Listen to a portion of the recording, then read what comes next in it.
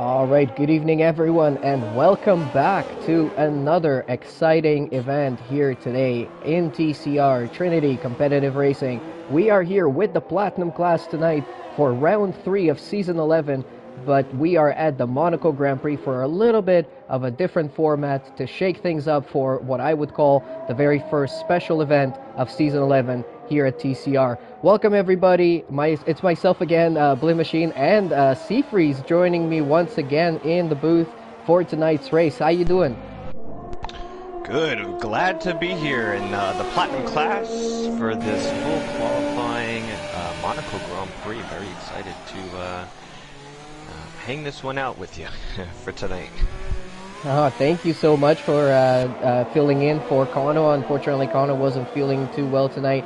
We wish him a very quick recovery. Hopefully, he'll be back with us for next week. But look at this little bit of a shakeup on tire selection on track here. Ooh, and Warrior Ince there losing the back end a couple of times before he saves it. But we've got a couple of people trying themselves out on intermediate tires. I'm not sure if there was maybe some light rain on track, but the guys that are at the top of the table in provisional pole, or not provisional pole, but with the quickest times in Q1 tonight, I'm gonna have to get used to that for a couple of times there. But Vapor Assassin and Stanley and everybody else in the field, they've got the soft tires on, so I'm not sure if there was maybe a promise of rain. Maybe we'll see some rain later in qualifying, or yeah, it sounds a little bit odd there. Yeah, I heard something in the Discord chat about possibly some light rain. I don't know. It wasn't just one person who went on the innards. It was Taz and it was also Warriors as well. So I don't know. Maybe we're getting some rain later in the session. Maybe they didn't know how to switch their tire. Maybe they just went out and I'm not too sure. It's definitely dry at the moment. I don't see any rain just yet. Although I do remember last year when we did the Monaco Grand Prix, I'm pretty sure we had a little bit of a wet quali during either Q1 or Q2. There was a little bit of rain, I believe. So I don't know, maybe we'll see that again tonight. Yeah, I think that would really make things interesting with how interesting things are already tonight with the full qualifying. We're still doing the 50% race, but going into this race, Tasmanian Devil has just absolutely dominated Season 11 so far. He's got 2 wins in a row at Bahrain and in France for the first couple of rounds. And technically speaking, he could actually win his 4th race in a row tonight because he was our Mexico Season 10 finale winner of that Grand Prix as well. So how do you comment about somebody's performance like that? I mean, it's actually starting. Oh, it's Vapor Assassin really slaps the wall there on his quali run. We're very early into the quali, and people are really pushing right out the gate. But I mean, Taz is doing a tremendous job in Platinum class. I mean, he had a very strong season last year. It took him until the finale to finally get his first win, which was finale of Mexico last season.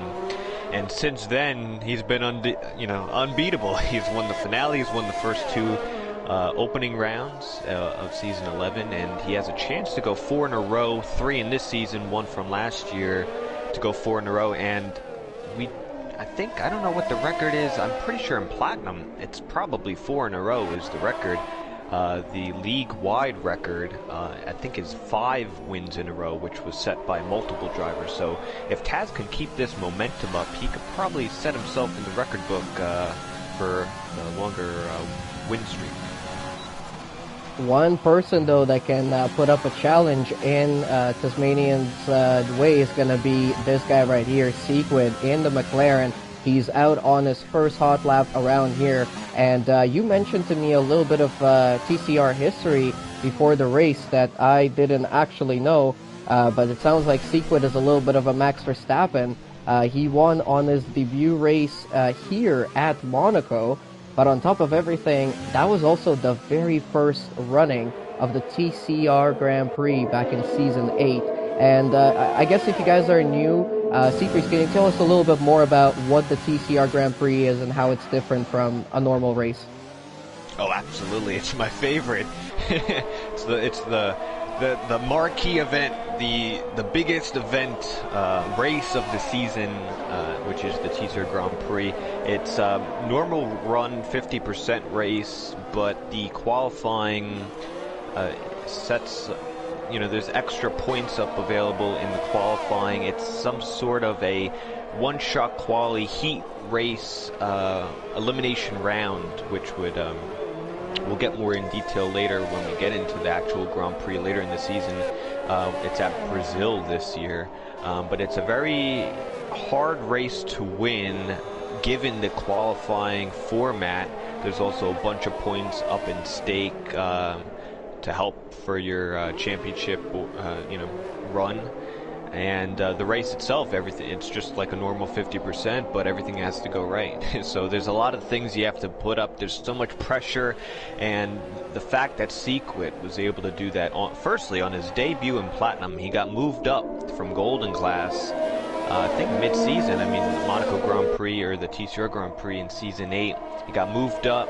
It was Monaco and the TCR Grand Prix, so it's so much pressure, and Sequit was able to pretty much dominate. I think he got pole, and he pretty much went out and won that, which was really something else. It's one of the best debuts in TCR for sure, and I'm just wondering if he can do it again today. Not really so much for the TCR Grand Prix thing, but obviously it's the Monaco Grand Prix, the full qualifying, a little bit of a different format, but I think he could get it done for sure. Oh yeah, definitely. There's a lot of talent there. We've got a couple of reserve drivers with us here tonight as well. It's going to be Bamboo and Crooner, am I right? Yeah, we got Bambuki, who is a silver driver, champion of last season. He also won this week's Monaco Grand Prix on Tuesday night, so he's carrying some momentum. And then I think his teammate in silver, Kroner, as well, a silver driver. They've reserved the last few races here in Platinum. And then we also have the golden driver, Perry the Dog, who raced last night for the Monaco race in the golden class. I believe he finished like P4 or something like that, if I'm not mistaken. So he had a pretty good run last night. And he's going to try it again here. I mean, why not? I mean, the reserves can qualify this year, and we got the full qualifying. And in this first round, we don't have the full 20, but one person at the end of it will get eliminated from this round. You just don't want to be that guy. You don't want to be the first one out, but whoever it is, you have some time to prepare, maybe grab some food or something, and then get prepared for the race. All right, yeah, that's an interesting point right there. I think personally, the different qualifying structure here today is going to shake things up in terms of when the drivers go out on track. Like, we're looking at it right now, and there's a few people that are still just holding out to go out on track, and that would be fine in a short qualifying where you only need to go out there and do a couple of runs. But in a Q1, Q2, Q3, you get all those different tire allocations. You can play around with the compounds and really find pace whenever you need it. And, obviously play the tire compounds to your advantage in terms of Q2, where it's going to really, really matter.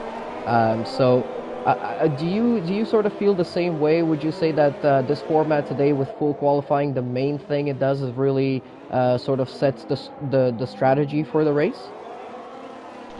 Yeah, I mean, you definitely need to know what you're going to be, or at least what your approach is heading into qualifying, because that will set you up for the race. It allows for a little bit different strategy. Obviously, whatever tire you run in Q2, if you move on to the top 10, is the tire you will start on, if I got that correct. So drivers might opt to go for a medium tire, so they don't have to pit right away. Q2 is not, if you get to the final Q3, that's not where you finish in Q2, it's where you finish in Q3, so they're going to try a little bit of different strategy perhaps, but ultimately in the full qualifying, especially in Monaco, it's about slowly setting yourself up to get up to speed. I mean, in a short qualifying, you basically have the 3 runs available. You maybe botch one of them, then you're down to 2. And for the full qualifying, this lets drivers get the full, I guess, experience like the real F1 drivers do in their full qualifying. And it kind of allows them to slowly get up to speed and grab that confidence, so that in Q3 they're going full, balls to the wall, going for pole position, and that's what we want to see, everyone at the top level. So it's definitely an approach you need to think about prior to getting into the race, for sure. So a couple of people there completing some laps. FYKV was looking really good through Sector 1, but then unfortunately lost some time, so he did improve. He's up into 8th place at the moment, so he's safe in Q1. You don't really need anything more than that. As we said, only one person is going to get eliminated from Q1 into Q2. You just don't want to be that person, as Seafreeze mentioned before. Right now, Crooner hasn't really set a time yet. Hasn't been out, or he is out on lap right now. He's coming around the hairpin of turn 6.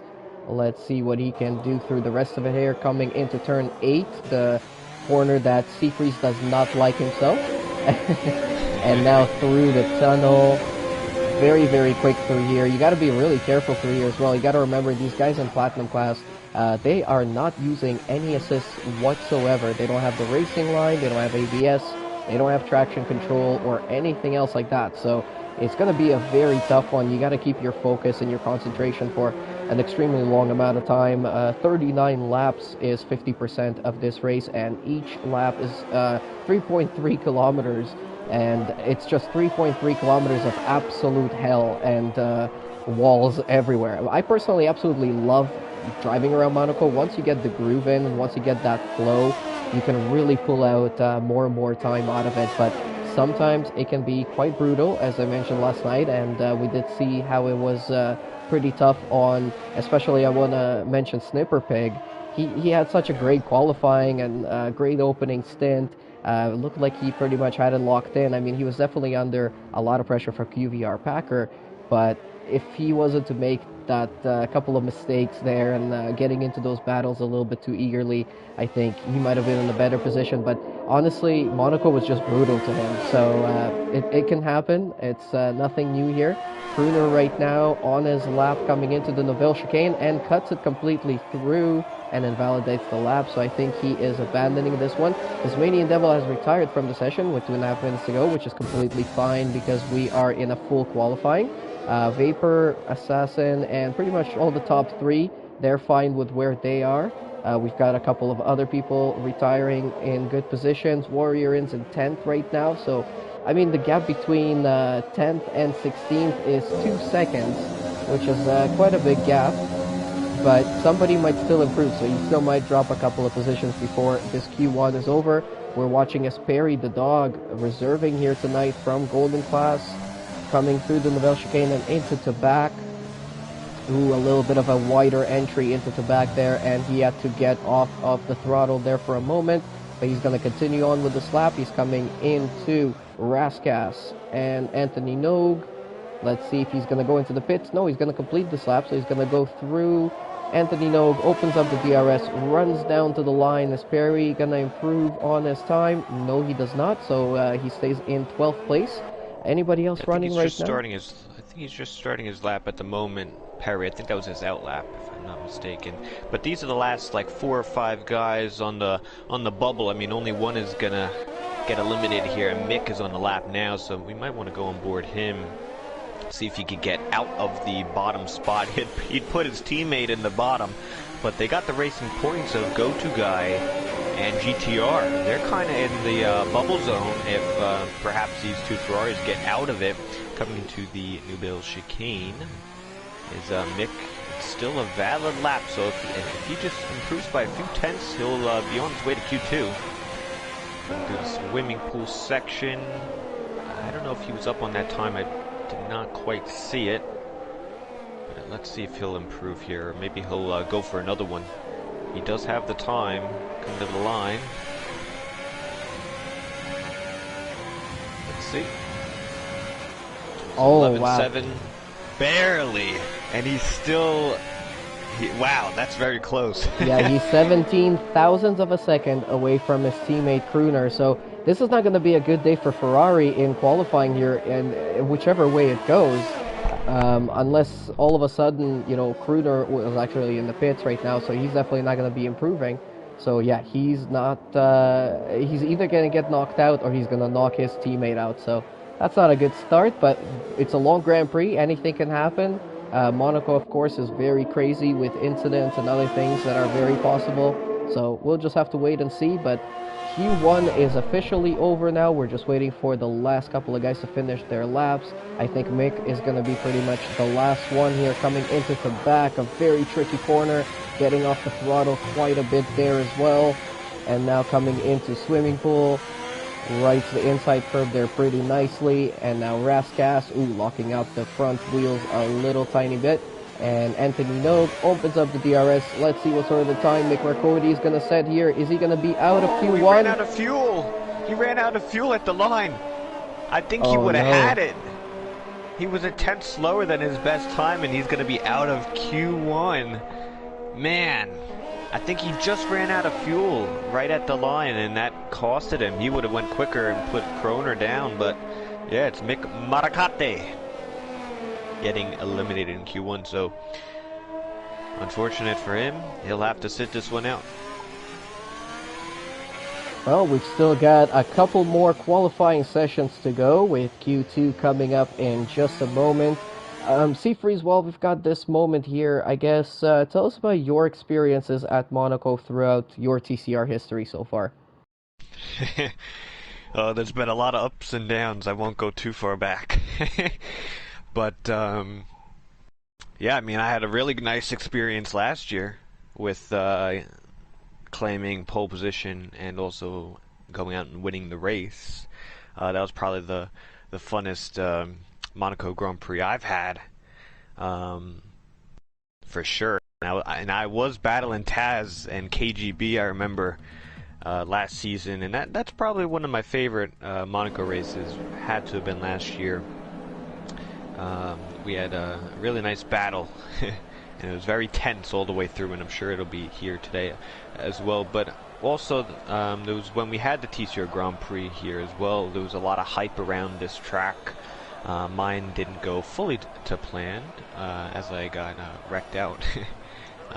But yeah, that one was quite cool as well because of the suspense of the TCR Grand Prix being at Monaco. It was the first time we were running the event, so that would probably be up there as well. But last year was fun to win.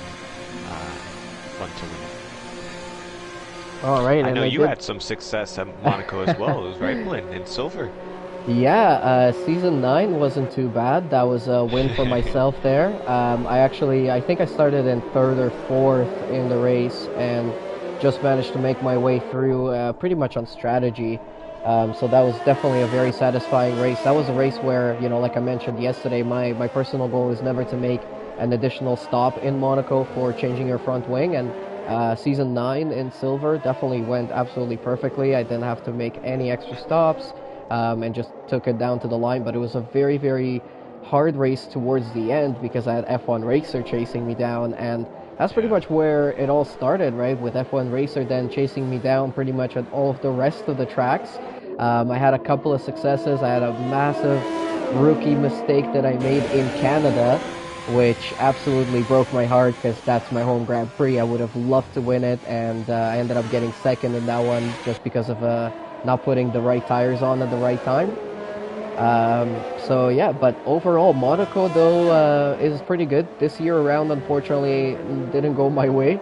I crashed in qualifying, and then I had damage on the front on the first lap. I ended up driving with the damage for the whole stint. Did pretty good actually, made up a bunch of positions just on strategy. But then as soon as I changed my front wing and came back out on track, I got an orange front wing. So I said, nope, that's enough for me for tonight. But yeah, we'll see how it goes for these guys tonight. I did see that Deathwish Tricky was asking for an update on the drivers' standings right now.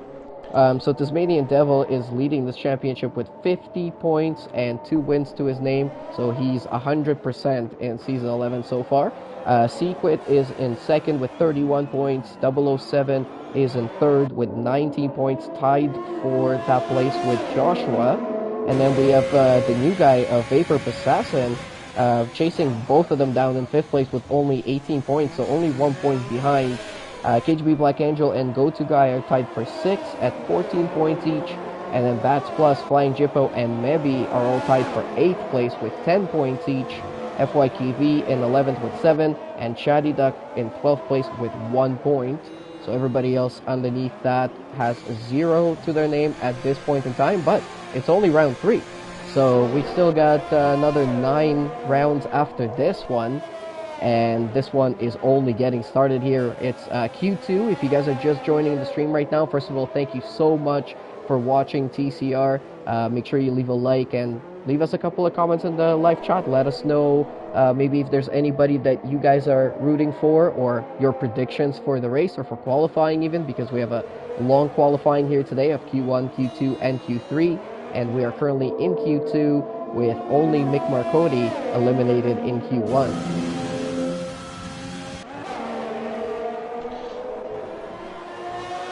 Just to mention for Deathwish, who you're watching, I posted standings on our Twitter at Trinity Racing if you wanted to actually see them. They're on our Twitter page at the moment. I think I put the link down there, but I don't know if I did it right. So we'll see how that goes. But at Q2, 5 guys are going to get eliminated here, and this is where there might be a little bit more pressure, because in Q1, there was only 1 guy going out. For the most part, people were pretty confident it was not going to be them. But now, 5 more drivers will be eliminated, and this is where you have to kind of get on your program. You gotta start to increase the speed a little bit and just ensure that you're going to get into Q3. This is also the part where if drivers are going to do anything different with the strategy, they're going to do it in this session. Obviously, whatever tire you perform here, you'll start on the race if you move ahead in the top 10. Obviously, 11 through 15 get free tire choice, so it won't matter for them. But we'll see if anyone switches it up. As it looks like we do have the 2 McLarens, Sequin and Jippo, on the medium tire. And it looks like they're the only 2 trying something different at the moment. Yeah, I was just about to mention, Sequid is doing a pretty good job on that medium tire. He's about to cross the line here, and it's good enough for P3 at the moment, 1:10.0. He's only about 3.5 tenths behind Bambuki in second. And Taz, so far, really doing there's just nothing anyone can do against Taz at this point in time. Taz, 109.3, of course, on the soft tire. So he's either going to be doing what we saw in Golden Class last night, with people, pulling out 31 laps on a medium in the race, or he might be doing a 2-stop. We'll have to wait and see for that one. I mean, wouldn't it be awesome if Bambuki, the silver driver who won the Monaco Grand Prix, I mean, he's up there only 3 tenths off the pole at the moment.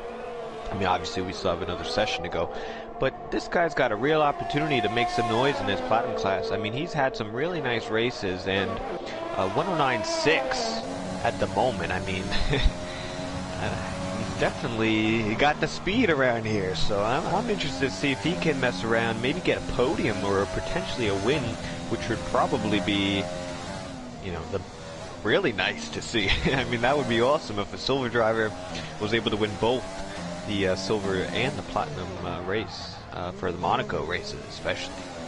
Oh yeah, absolutely. And Perry the dog right now on a hot lap. He's currently set a purple first sector, but he did touch the wall a couple of times in that first sector. His car is also having a little bit of lag, unfortunately.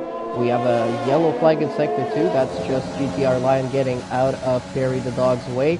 But Perry did a really great job last night in his race. So yeah, I mean, let's see how he does here tonight. Another purple sector in sector 2 with a 52.9 there. So let's see what sort of a time this is going to be at the end. And then I want to switch over to possibly Vapor Assassin to see if he's going to be able to respond to Tasmanian, Bamboo, or anyone else. Perry the dog crossing the line now, only 8th place, so not a great time there with a 110.7. Vapor Assassin coming into Maribor and going down into the hairpin. Ooh, a little bit wide through there with a lockup on the inside left tire. And now he's coming through Portier and into the tunnel. That was a very smooth exit out of Portier. So that's going to give him a good run through the tunnel here. He's going to jump out of the other side. And he's going to go down into the Nivelle chicane, one of the hardest corners on this track because you got to slow down so much. And you're coming over the hill when you come out of the tunnel and through to back there. One of the tightest places on the track. If you mess it up by an inch, you're going to be in that outside wall. And now into Raskas and into the last corner. Vapor Assassin, no purple sectors for him, but if he can be consistent throughout, he might be good. But Tasmanian Devil, 108.8. Vapor Assassin responds with a 109.2. So he was good enough to beat Tasmanian Devil just a second ago. But Tasmanian Devil, once again, jumping up and putting an extra little bit of special on that time.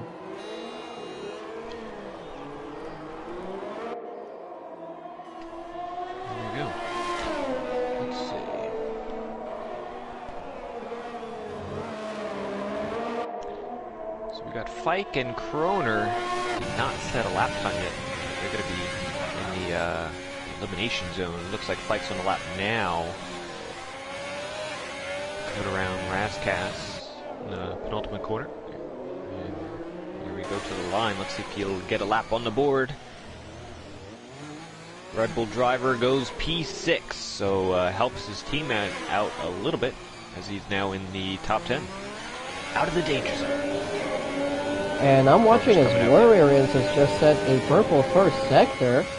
He's currently down in 12th place with a 110.9, but on the brand new set of soft tires, and he invalidates his lap. So very good first half of the lap there, but unfortunately running that Nivelle chicane a little bit too deep, and that is going to be him invalidated. Chatty Duck, is he pushing? Doesn't look like he's pushing. FYKV. Yeah, he's on the cooldown. I think AGB Black Angel has just started his hot lap. Let's follow him on board here, coming up into Massenet and into Casino. That Casino is so beautiful on the right-hand side there. Almost touching the wall on the inside, but doing a pretty clean job. And that's another purple sector 1. He is 2.3 tenths of a second quicker than the quickest time at the moment. Let's see what he's going to do here through the hairpin and into Portier. Doing a very nice clean job so far, not touching any walls. Vapor Assassin, very happy with this time. So is Tasmanian Devil with 4 minutes to go in Q2. Of course, quick mention, they will get a brand new set of tires, of soft tires for Q3. So, you know, basically right now you can go all out and push these to the limit, which is exactly what KGB Black Angel is doing. He is 7 tenths quicker than his own time right now through the second sector, and that's another purple as well. He's only got one more corner to go.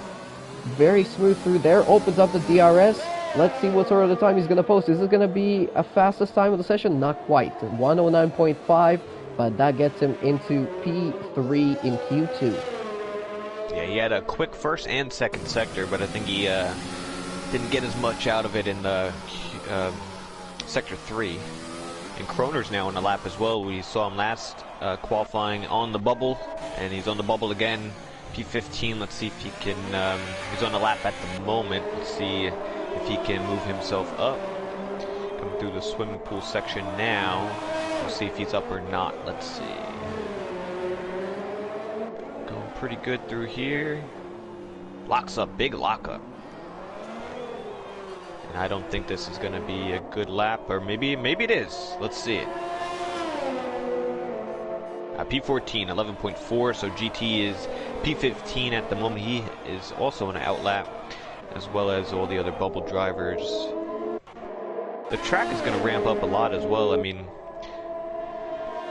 even if you are within the top 10, drivers like Chatty Duck, Jippo, Fike, Stanley, even if I'm Sequit, you're probably going out again just to ensure you put another good lap in. You know, maybe not everything you got, but just to ensure that you get to Q3. Yeah, I think that's what Chatty Duck is about to do here. He's about to start another hot lap. We haven't gone on board with anyone for a full lap walkthrough, so let's do that right now with Chatty Duck as he is running into turn 1, Saint Devote. And he turns that one too hard, and that's an invalidated lap. So we're not going to get a chance of a full lap with him, unfortunately. Let's see who else is out there and finishing up. Mr. Joshua, I think, is going to start one now. Yeah. Coming around the final sector here. And he's in P11 right now, 10, so yeah, he really needs to put in some quick times right now. We've got a couple of yellow flags in a couple of sectors. I think that's just for cars letting people through. And here goes Joshua across the line and into turn 1 and runs that one too tight as well, and that's another invalidation. Well, luckily for him, he could probably get around and start another. Hopefully he has enough fuel and recharges that battery up. Yeah, we've also got Perry. Guy. We got Perry. Let's try it again. All right, Perry's let's go with Perry. All right, coming into Saint Devote. Oh, very wide into the wall. That's going to lose him a bunch of time there. I'm not sure if he's going to abort. Yeah, there he goes. He aborts that lap as well. What's going on right now? I cannot get anyone to do a lap. Let's go on board with Go-To-Guy. Go-To-Guy coming into Massenet. And into turn 4 of Casino, doing a nice tight chop through there, and now running into Mirabeau Haute, which means Mirabeau High, and running into the hairpin. This hairpin has many names before, but right now it's called the Grand Hotel hairpin, and into Mirabeau Basse, which is Mirabeau Low, into Portier. Very nice run through there, a little bit wiggly on the exit on the rear end, and he is running through the tunnel and into the Nouvelle Chicane, the new chicane that was added on here. I think that was around the 80s or the 70s, and now into Tabac, literally named after a tobacco stand, into Swimming Pool, which is where a swimming pool is located. Into Rascasse, very nicely done, a little bit of a luck up on the inside wheel. Go-To-Guy into Anthony Nogue. That's the last corner, opens up the DRS on the start-finish straight, down to the line with qualifying over. He's only going to be P12, so that's going to be him, as well as Perry Dog, Joshua, Warriors, and Crooner eliminated Joshua's from P2. still on a lap. Joshua's, he's still on a lap. He's improved as actually probably up around a 10th, so Mercedes driver is still on a lap. Let's see if he can bump GT out of the top 10 spot. GT put a really nice lap in, beating his teammate, a champion in that. We'll see if he can hang on to it. Ooh, Joshua is purple through sector 2. That is going to be a nice little lap here if he can make it stick. Let's see, into Rascasse he goes. Nicely through there and into the last corner. Opens up the DRS nice and tight on the rear end. Gets a good exit. Down to the line, Joshua. He's good enough for P6, and nice. He is out of that bottle. So that's GTR Lion, Perry the Dog. Perry the Dog is also still on the lap here. He's actually just set a purple sector 2. So let's see if Perry can possibly push Chatty Duck outside of Q2. Let's see if that's going to be the case here. Perry down to the line. That's good enough for P9. The AlphaTauri, look at that. Awesome. Yeah, in the dying seconds there of Q2, that was good enough. So that means it's going to be Chatty Duck, GTR Lion, Go-To-Guy, Warriorans, and Crooner eliminated out of this session. With Tasmanian Devil taking another quickest lap time in Q2 as well, 108.8, 109.2 for Vapor, 109.5 for KGB Black Angel, 109.6 for Bamboo. And look at that, Sequit makes it into Q3 with a 110.0 in P5, and Flying Jippo also on the medium tire, 110.4 just about in P10 there. So we've got a couple of guys that are going to shake things up for these top 10 once the race gets on, but before that we've still got Q3. Absolutely. Yeah, the McLaren drivers opting for the medium tires, so those start on a little longer of a stint, which will probably be You don't know if it'll help him or not, but it's different and perhaps can help him. The only shock that I had from Q2 was seeing Go-To Guy not being able to get to the top 10. I mean, he is a previous class champion. We saw him qualify pretty nicely in the first round of Bahrain on P4. He had some bad luck with a few drive-through penalties under VSC, but to not even get to Q3 is a little disappointing on my end. And that was really the only shock I had as far as drivers not getting to Q3. Other than him, you got all your contenders. You got Sequit, you got Taz. Obviously, Taz doing very nicely here. Jippo, Stanley, Vapor Assassin, Bambuki, Fike. I mean, this top 10, I mean, these guys are still all the contenders for pole. We'll see if who can get it. And interesting, I've been looking at some times here, running the numbers, if you will. Bambuki, in the silver class race on Tuesday, his pole position, he also went on to win the race, was a 108.717, and that was in the silver class, and Bambuki runs fully no assist, so if he could replicate that tonight, that's right on the limit of a pole position possibly. And then the pole position of last night in the golden class was by Snipper Pig, who was an incredible debut, 108.605, and the previous record from last season was a 108.841 by myself. So we're right in the 108s territory, high 108s. Let's see if Bambuki can translate that. Can Taz do what he did in Q1 and Q2? There's a lot up for stake here in the final qualifying heat. Yeah, that's some really quick times, and sounds to me like Bambuki might be getting a promotion into Platinum class possibly in a few more races, or maybe he's good enough at this point. I'm really excited to see how he's going to put up this fight to Tasmanian Devil and Sequid and Vapor Assassin here tonight as well. You know, you can't count out anybody else from this top 10. As you said, these are absolutely incredible guys with great resumes as well. Sequid was runner-up in Season 10. Tasmanian Devil was P4 with 1 win, 4 podiums. You know, that was only his second season in TCR, so he's doing an incredible job. Oh, Tasmanian Devil hits the wall on the inside of Casino, loses the car a tiny little bit, but I did not see any damage on the front wing. Doing a pretty good job there. Purple sector through sector 1 at this moment in time. So he might be doing another really good lap here in this session. We also don't know what sort of tires they've got left from the first couple of sessions, because Tasmanian and Vapor, they didn't do too many runs, so they might have an extra set of tires just, you know, sitting around that they can use in this Q3 as well. That would be pretty exciting. That's another purple sector for Tasmanian Devil, and he is just almost misses the wall there. Flying Jippo is at the quickest time at the moment, 110.1, but here comes Tasmanian Devil down to the line. What kind of time is this going to be? Oh yeah, 108.9. Nice. That's a really good first lap by Taz. Let's see if Sequit's on a lap now, I believe. Let's see what Sequit's got. Let's see what Sequit's got. Can he respond to Tasmanian? Oh no, not definitely not. I guess he's coming in the pits because he cut the chicane fully. Yeah, he's got a couple of end plates missing. Oh, all right, yeah. That would explain it. Bambuki as well has a wing plate damage, so he was pushing to the limit.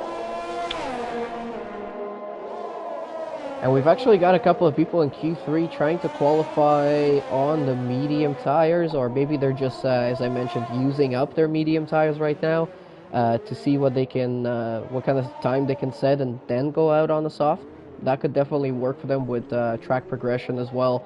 So that's an interesting strategy, but Stanley and Perry are both out there on a medium tire right now. We've still got 7.5 minutes to go in qualifying, so obviously enough time for them to go again. But yeah, I'm kind of surprised by that.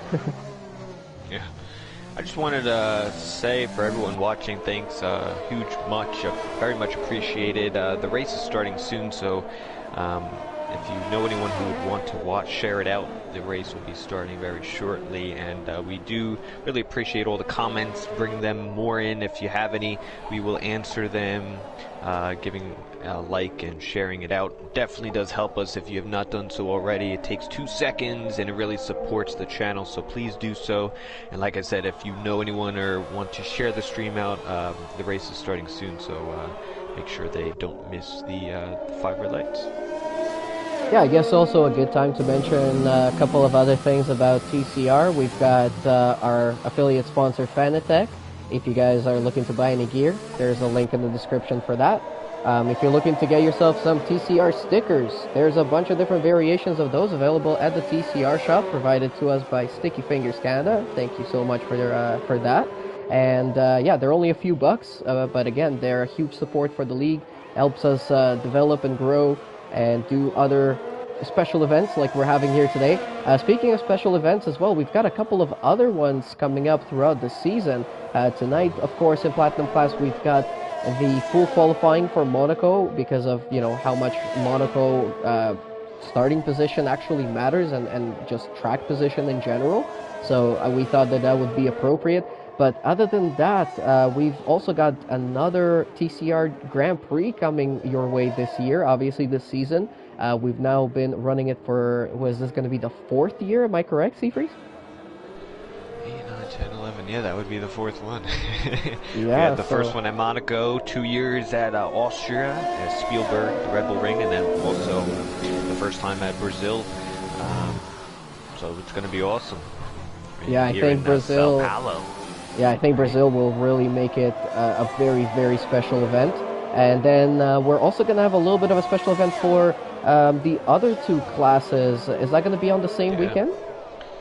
Yeah, so that's actually a good point you mentioned. For the first time, Silver and Golden will have their variation of a TCR Grand Prix, but it's going to be the TCR feature race, is I think what we're calling it. So the formats for that will be released. We'll probably explain all of that, but they do get a variation of the TCR Grand Prix the same week, which will also be held at Brazil. And then the week prior, which is also another event which I kind of forgot about, is the All-Star Race we're implementing this year. So the All-Star Race will be the week prior, which will be drivers from the top of the standings from each class being able to race all together and really show which class is the top class. So that'll be the week prior to the TCR Grand Prix, is the All-Star Race. More details to come soon, but yeah, there's a lot of exciting events and races coming up in this season 11. Yeah, I didn't even know about the All-Star Race, so that's another super exciting event. Sounds like it's going to be a real hit, and I can't wait for that one. But if you guys are just joining us now, we are in Q3, right ahead of the race here tonight for round 3 of the Platinum Class for Season 11 of TCR Trinity Competitive Racing. And so far, it's Tasmanian Devil still dominating all 3 qualifying sessions with a 108.9. Bamboo has just finished his lap and put on a 109.2. He's good enough for P2 at the moment. Sequid 109.4 in P3. Joshua 109.8 in 4th. And then a little bit of a gap to Flying Jippo 110.1. And FYKV very, very close to Flying Jippo there in 6th place with a 110.171, so only a few thousandths of a second away from that time. So it's going to be very, very tight here. We're currently watching Stanley in the Williams. He's making it around to back, not touching the wall there. Second sector is a purple for him. Now he just needs to keep it within the bounds of the track and outside of the walls, and he'll be able to put on a pretty good time here. He also put on an improvement through Sector 1. He's coming down to the line now. Oh, it's good enough for P4, 109.660. So that bumps Joshua down a position. And Tasmanian Devil is getting ready for another hot lap. We've also got Vapor Assassin out there getting ready for a lap. He's invalidated his out lap, but that's okay. He'll get a chance to run it in full speed right now as he's coming into Raskas. and into Anthony Nogue. One more corner that I keep on forgetting to mention right after Tabac, turn 13, which isn't really a big corner. You wouldn't consider it as a corner, but that is turn 13, and that is called Louis Chiron. And Louis Chiron was, yeah, he was actually one of the only 4 Monegas locals that have ever won the Monaco Grand Prix, and that corner is named after him. Anthony Nogue turns 18 and 19. That was actually the president of the Monegas Motorsports Club back in 1929, who decided to found the Monaco Grand Prix. And found the investors and the money to do that. So thanks to him, we do have this incredible event. It means a lot to TCR drivers to win this Monaco Grand Prix and put it on their TCR resume, so to speak. So I know they're all going to be pushing for it. But yeah, Anthony Nogue turns 18 and 19. That's all thanks to that guy. Awesome. Man, you're like a history book, Blaine. I'm learning a lot now tonight. Taz is also on a lap here, and look who joined, Mebe. So he'll be actually joining the grid at the rear, but Meb's going to join it. But Taz is on a flying lap. This is for pole position. He's in the tunnel fastest first sector coming into the Nouvelle Chicane. Little lock up, and it's still a clean lap. So let's see if Red Bull driver Taz can keep it on pole. He had the quickest first and second first and second qualifying. He loses the back end a little bit. He had a fastest second sector as well. Looks to be all improving. Final corner, hits the DRS to the line. Is this pole? He improves to a 108.313, and that is definitely the quickest time I've ever seen from any of the drivers here tonight. I don't know if anyone's challenging that. Unbelievable, and all 10 drivers are on track right now in the dying seconds of Q3. Bamboo currently in second place. He's out there on a quick lap right now. I did not put a purple sector through sector 1, but I mean, when the fastest time is a 108.3, it's going to be very hard to get any purple sectors anywhere.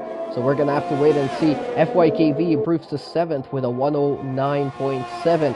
Bamboo coming into the Nouvelle Chicane now, and he does a pretty good job of getting around there. He's only got a few more corners to go now into Tabac and into Louis Chiron. Touches the wall there, but it is a purple sector by a 1/7/8 of a second. So he's doing pretty good there. No damage on the front wing, so that little touch with the wall did not influence him too much. He just got dropped down to 3rd by Vapor Assassin with a 109.211, so only 60 thousandths of a second. Bamboo to 2nd place, 108.8. Sequit's also on a fast lap here. Fastest second sector coming to the line. Let's see what he got.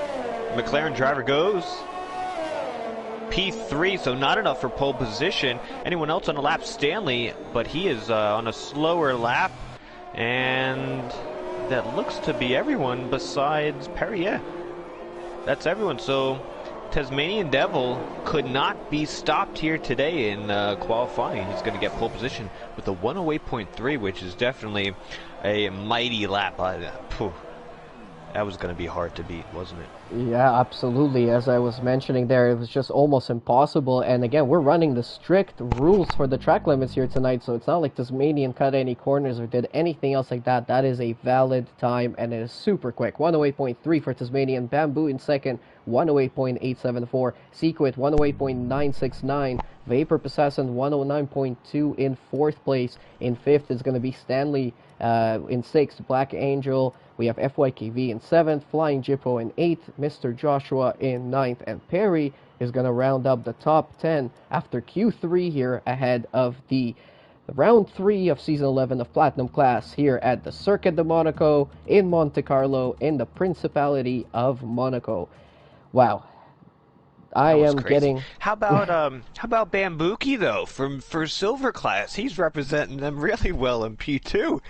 I mean, that is insane. He's on for a really nice run today. I mean, he was challenging for kind of pole position. He was a half a second off, yeah, but he's right in there on the front row from Silver. So a very, very nice viewing today, and he has a real opportunity to make some noise here.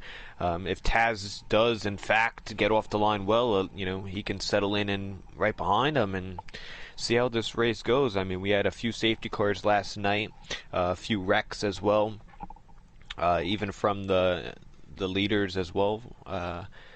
We had a few nice overtakes, so I mean, anything is really on the table.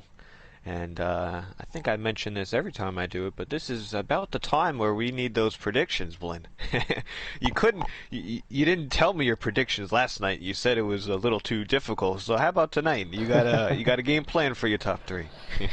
All right. I'm gonna have to go with Taz, Bamboo, and FYKV. Um, or actually, you know what? Oh, I second can't remember. thoughts. Yes, I have second thoughts because I just remembered that there was a couple of drivers that did qualify on that medium tire.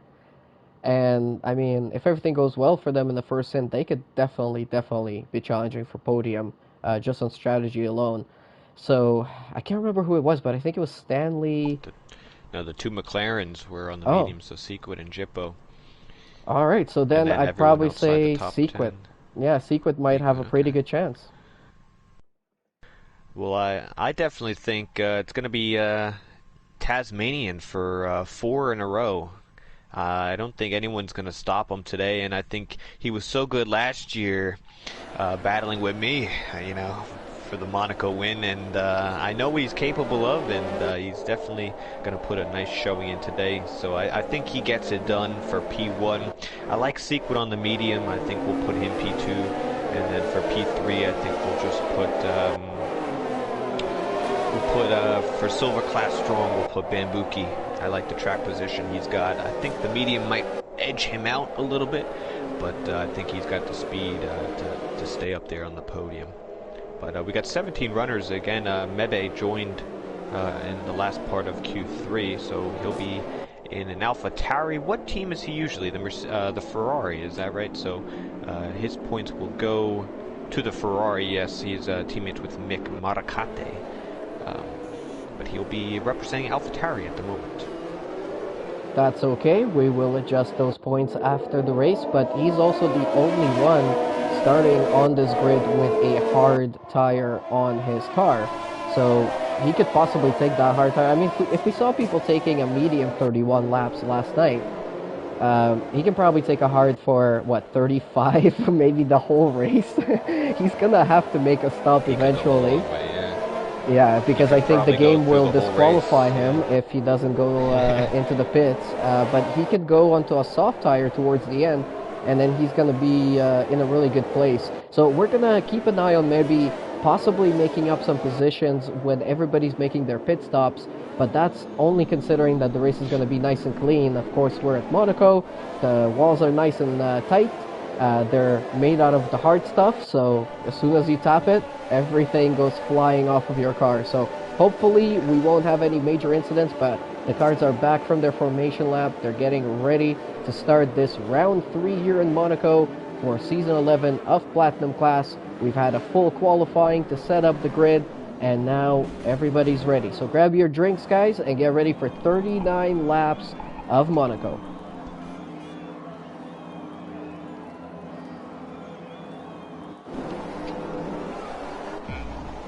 And the lights go on now. We've got 3, 4, 5 lights watching aboard from Vapor Possession and P4.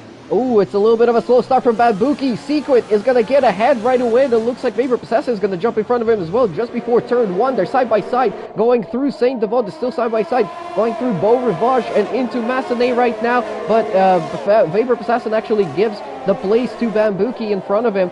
So that is a little bit of an interesting move there, and it was very, very tight at the start. Tasmanian Devil still in front, Sequit right behind him with Bamboo in third, Vapor Assassin in fourth, and yeah, that was not a very good start from Bamboo, losing a spot right off the start there. Everybody's making their way through the hairpin right now. We've got a couple of cars side by side. That's Chatty Duck and GTR Lion. Chatty Duck gets that position. He's up into 10. A very clean from the start. Not many front wings damaged. It looks like everyone got away pretty well. A little bit of ghosting here and there, and this board glitching is not helping our factor, but it looks pretty clean by the Platinum drivers so far, and Taz and Sequid had a really nice start up with those mediums. He's going to put a real challenge on Taz. He's going to get some redemption from last week, but it will be Taz leading lap 1 as we finish the opening lap here. And maybe he's recovered one position off the start, so he's jumping up into 6th place right now, and that is pretty good for him starting from the back of the grid. If he is able to make up some positions right now before everybody's making their pit stops, that will put him into a great position for the rest of the race. Sequid chasing down Tasmanian Devil in 1st and 2nd, and then Bamboo is falling outside of that 1 second gap right now in 3rd place with Vapor Assassin right behind them. So the two Renaults doing an incredible job here. Of course, Bamboo is only reserving tonight, but he is doing an incredible job right now, and it's only lap 2. We've still got a long way to go. We'll see how this turns out. No incidents so far, a couple of overtakes, a couple of position changes on the first lap, but overall pretty good and clean start, as Seafreeze mentioned. And we've got the predicted pit strategy now: 1 stop from medium to hard, 2 stop from a medium to soft to a medium. I don't think anybody's going to go for that. And of course, we've also got a bunch of guys starting on the soft tire. From what we saw in Golden Class last night, they're most likely going to take that soft for about 8 or 9 laps, and then they're going to throw on a medium that can last for a lot more than I expected. Yeah, it's going to be an easy 1 stop no matter the tire. They'll probably opt for the softer compound. The hard tire is not going to do you much good unless you have to pit really early, but it looks like everyone had a very nice, clean opening laps here. And it's really now just about settling in, worrying about your penalties. Last night we saw a lot of penalties in the Golden Class. Hopefully these guys can stay clean for most of the race. And then you just got to watch your wing and try to see when is the best opportunity for you to pit, so you don't come out in traffic. And we do have a long train of this here, so you don't want to pit and then get stuck back in traffic, as Chatty is the first guy to receive a penalty tonight. And that was one of those instant 3-second penalties for cutting the hairpin, so we really got to watch out for that. It's not something that I think the drivers saw in F1 2019, and maybe we didn't really notice it in Season 10, but Bambuki has just hit the wall on the exit of turn 16, and he doesn't have any visible damage on the front wing from where I can look. Oh, and he's hit the wall again through Saint Devot, and now that's most likely gonna give him at least a lime green wing there. And he's also coming under attack from KGB Black Angel, but most crucially, Vapor Assassin is able to get himself up into 3rd place because of that incident. Yeah, I think if anyone can challenge the top 2 at the moment in this season, it's going to be Vapor Assassin. He had a nice opportunity in the first opening run at Bahrain, and it looks like he's in a very nice position here. He can he sees the top 2 only 2 seconds ahead. If he can get within the DRS, he'll at least be able to stick with the top 2 and maybe perhaps get the win later on, depending on how this race unfolds. But he's doing a good job there, getting past his teammate for the day. Yeah, Sequid is putting on some serious pressure on Tasmanian Devil right now. They were coming into the Novell chicane with just a couple of tenths separating the two of them, and it's the same story right now through Anthony Nogan, through Raskas, and they're out on to start lap 4. Sequid does have DRS. He's gonna try. Oh no, he was thinking about making a move there into turn 1, but then he thought twice about that one and actually locked up the front wheels, which lost him a little bit of time up the hill in Beau Rivage and into Massenet and into Casino now. He's gonna have to try and recover some more of that time like he did in the last couple of laps, but he's not waiting around. It looks like, you know, maybe Sequid is thinking, I am quicker than you right now, even on my medium tire, and you're just holding me up. I gotta get in front of you as soon as possible, because if he's able to do that, he's gonna build out such a huge gap, and then considering the difference in the tire strategy, that's gonna put on a good pit stop pretty much in between Tasmanian Devil and Sequid, if that's gonna be the case. Yeah, but the thing is, Taz ain't gonna let him by. That's the problem. The only way he's gonna let Secret by is with some wing damage. So if I'm Secret, you know Taz is gonna be pitting in a few laps. He needs some points. He's behind in this championship. He hasn't won in many races. It's since race 6 of last year. It's been 12 races since Secret was on the top podium step. So he needs to focus here. He needs to have a really nice game plan, and it looks. He thinks the best game plan is to overtake Taz and really take charge of this race, but he might need to just stick behind, maybe recharge his battery. He's only at 6% at the moment, Taz around 50%, so Secret's definitely using most of it. But he's got to play the long game here. We're on lap 6 at the moment. And behind them, there's a little bit of battling going on as well. Bambuki and KGB Black Angel battling for P4, and we're also watching as Stanley has Flying Jippo right behind them, and now they are rejoining a little bit of a train, pretty much all the way down from Bamboo and down to Joshua to Flying Jippo in P7. So that's a good 4-car train through Monaco. The one thing I was going to mention there, Secret, is, Taz is a great driver and everything, but Monaco, one tiny little mistake, if you have pressure from behind, or you have a lapped car in front, or something just doesn't go your way exactly right, that could be the end of the race for you. And if I was Secret, that's probably would be my strategy right now. I don't have to overtake him. I'm on a different tire. I'm just going to put on a little bit of pressure and wait for him to possibly make a mistake. So we'll see what Secret decides to do. He's really closing up time on Tasmanian Devil through through the first couple of corners here. And still just so hard to overtake around here. We got Chatty on Joshua, turn 1. Oh, there's a wing damage from Chatty. Hits the wall in turn 1, and he's going to have to pit from a broken front wing. He's got GTR behind him. He's got to watch out because the Alpha hits the wall and be easy to come back on track. Very tight through that section, but they get through pretty well. And the Alpha's going to have to pit of Chatty, so that's unfortunate from him. Fight picks up another a penalty. But GT's up to 9th, and that moves them all up position there. Yeah, very unfortunate for Chatty. That's going to be probably our first pit stop here with a little bit of damage on the front wing there.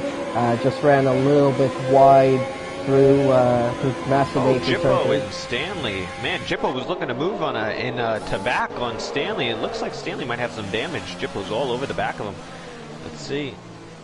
Here He's comes on the medium Jippo. tires. Well, the softs might be coming Stanley's off. into the pits. Yeah, I don't know if he had some wing damage or if the tires are done from him, but Jippo was very aggressive trying to overtake him to back, which is very interesting. Very tight through there. But Jippo's up to P6, so good on McLaren. Secret and Tasmanian Devil out in front, still putting on some big pressure. Secret is on Tasmanian. Tasmanian Devil, a little bit wide there through the hairpin. Got to be careful because that corner can either give you a 3-second penalty instantly, or it can possibly give you a warning, and of course 3 of those warnings and you get a 3-second penalty, and that's something that Tasmanian Devil absolutely does not need in this race, considering the fact that there's a little bit of a tire strategy difference between himself and Secret. So he's already a little bit behind at this point in time because he's going to have to pit earlier, and then Secret will have open air, and he seems to be very quick right now, so he might be able to really run away and put on a huge gap between himself and Tasmanian Devil. Oh, and look, a little bit of touching on the rear end of Tasmanian Devil there from Secret, so he is really pushing to try and make this overtake work. He's going to be trying to make it right now. He's going to go around the outside into turn 1. It's going to be super tight on the exit. Oh, and there's big damage. There's big contact between the two of them. I'm not sure if they got damaged. Yeah, definitely Tasmanian Devil is missing an end plate on the left-hand side of his car, but it looks like Secret got away with that one with no damage, and now he's pushing again. He's pushing on the rear end. They're coming into Mirabeau. Oh my goodness, Secret here really putting on some huge amounts of pressure on Tasmania right now. Both of them block up. Secret touches the wall through the hairpin, goes into neutral. Oh my goodness, they're starting to lose that concentration that I was talking about. Yeah, I mean, these guys were teammates last year. They were all friends, buddy, and now they're ex-teammates, and now they're rivals. This is definitely the rivalry of the season. These two I guess don't like each other anymore, at least on track, perhaps. But Sequid, very aggressive. Taz picking up that damage. It looks he's gonna probably pit this lap. But Sequid, his wing looks pretty clean. It might just be Taz, or maybe they both kind of look pretty good with the damage. If anything, it might just be light damage. But no, Taz stays on. Sequid's the one who's pitting, so maybe he's the one who picked the damage up. And Vapor Assassin is following him in, which is actually a really smart idea because now he's going to overtake him. Oh no, he's changing his front wing as well. I mean, visually, it didn't look broken, so that means it was probably lime green. For those of you that don't play the game, that just means that it's very, very, very light damage. And, you know, sometimes, especially at a track where, like Monaco, where you're running, you know, 10, 11, 9, 11 wings, if you get lime green damage, you can go on with that. It's not going to affect you too much, especially when overtaking is pretty much impossible. So I'm not sure if that was the right call there from Vapor Assassin and from Sequid. Sequid went onto the hard tire as well. Oh my goodness, everything has just turned upside down in this one. Tasmanian Devil does have a little bit of visual damage on his front wing, but he's still ahead by 5.4 seconds, ahead of Bambuki. And KGB Black Angel is now in third, but he's got Flying Jippo, the other McLaren, super, super close behind him. Oh, we've got somebody spun out. It's Mebby. Mebby's had a major incident on the exit of turn 1. And, yeah, he's still in 16th place. He just pitted, so he just came out of the pits and had a little bit of a spin. Taz is in. Taz in the pits. He's looking for no wing change, so just tires for Taz. He's on the medium, which probably could take him to the end of the race. Let's see where he comes out, because this will be for possibly the win. He's going to be clearly ahead of Sequid, who had to fix some wing damage. So this looks good for Taz. He's going to come out and effectively will be the leader once the top two pit. Sequid is still in P2, but on the hard tire. And Vapor Assassin picks up effectively P3. So yeah, that's kind of unfortunate if you're a Sequid fan, because he had the medium tire while everyone else was on the soft. He was looking to go longer, and he went for a move which ultimately put him in a position where it was not so good as far as chances on winning the race. So maybe if he waited a little longer, maybe it would have came to him the race, but just didn't happen. But we got KGB Black Angel and Flying Jippo very close to each other for the effective lead at the moment. These guys did not pit yet, but looks like the soft tire of KGB, he might be pitting this lap. Yep, and he does. So Jippo is going to be leading the race, and he's still on the medium tire, so let's see if his strategy can come into effect. There we go. So KGB Black Angel pits. Tasmanian moves into second, but he's in the net lead of this race because we're almost pretty much certain that he'll be able to take those mediums until the end. Flying Jippo is still on the medium tire that he started this race on, so that's why he's out there in the lead of the race. Vapor Assassin just had the fastest lap, 1:12.188. Not a bad time at all. And we've still got 27 more laps to go in tonight's Monaco Grand Prix, here for round 3 of the Platinum class in season 11 of TCR. Wow, it's been pretty good so far. I mean, so far these guys are just showing us, you know, how you're supposed to drive around Monaco. Not too many people getting damage, of course. You know, Tasmanian and Sequid came together there a little bit, and as you mentioned, maybe Sequid could have backed out of that move and then could have recovered it again, but we'll have to wait and see how that ends up playing out. But so far tonight, I gotta say, very, very good driving, very technical driving for a lot of the drivers. Yeah, and GoTo just rejoined the session. He did get a disconnect a few laps ago, but it'll be Flying Jippo leading this race. If he gets, he's looking for a safety car at the moment. He's on the medium tire, and he talked to him prior to this race, seeing what his expectations were for Flying Jippo. He did win both Season 9 and Season 10 Golden Class Monaco Grand Prix, so he has 2 wins in the Golden Class, obviously last year's champion in the Golden Class, but his expectations today, he told me, was no less than a podium. So he was expecting podium or nothing. So at the moment, he's really just looking for a safety car, and that'll bring him right into prime contention for this podium that he ever so wanted.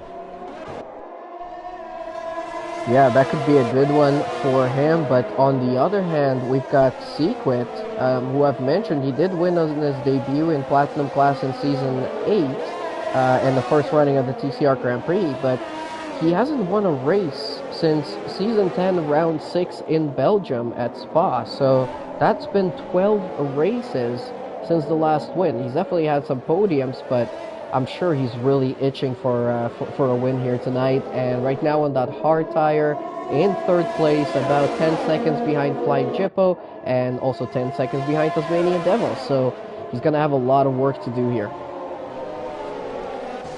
Absolutely. I mean, he led every single lap but the last one last week in France, and Taz just led the last lap and was able to win it. So it's not like he's miles off from the win, his Sequit. He just needs everything to go right.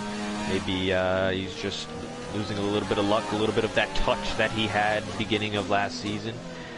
But he could definitely get back to it. It's going to be tough in this race. He kind of put himself in a hole. But we got a go-to guy getting some damage in turn 1 on Perry. I think he was going to making a move on Perry and hit the wall, exiting. So Go-To's going to have some damage. Don't know if Perry does. We also have a move for Joshua overtaking Mick in turn 1, so he'll move up a position. We've got a nice little battle also going on for P3 with Vapor Assassin and Sequit. This is technically going to be net P2 in the race. And we also have Taz. Sorry to interrupt, but yeah. Taz is making a move on Jippo for the lead of the race. Jippo staying out on those mediums, but it looks like Taz is going to do it up into Casino, and very tight. But yeah, Taz makes the move on the McLaren driver, so he moves up to P1. 10 seconds clear of Sequit as well, so he's got more than enough room to work with in tonight's race. This race has really turned into Taz's hands. Yeah, and also, I mean, look at all of these battles going on right now. Oh, and we've got a yellow flag. Somebody is retired.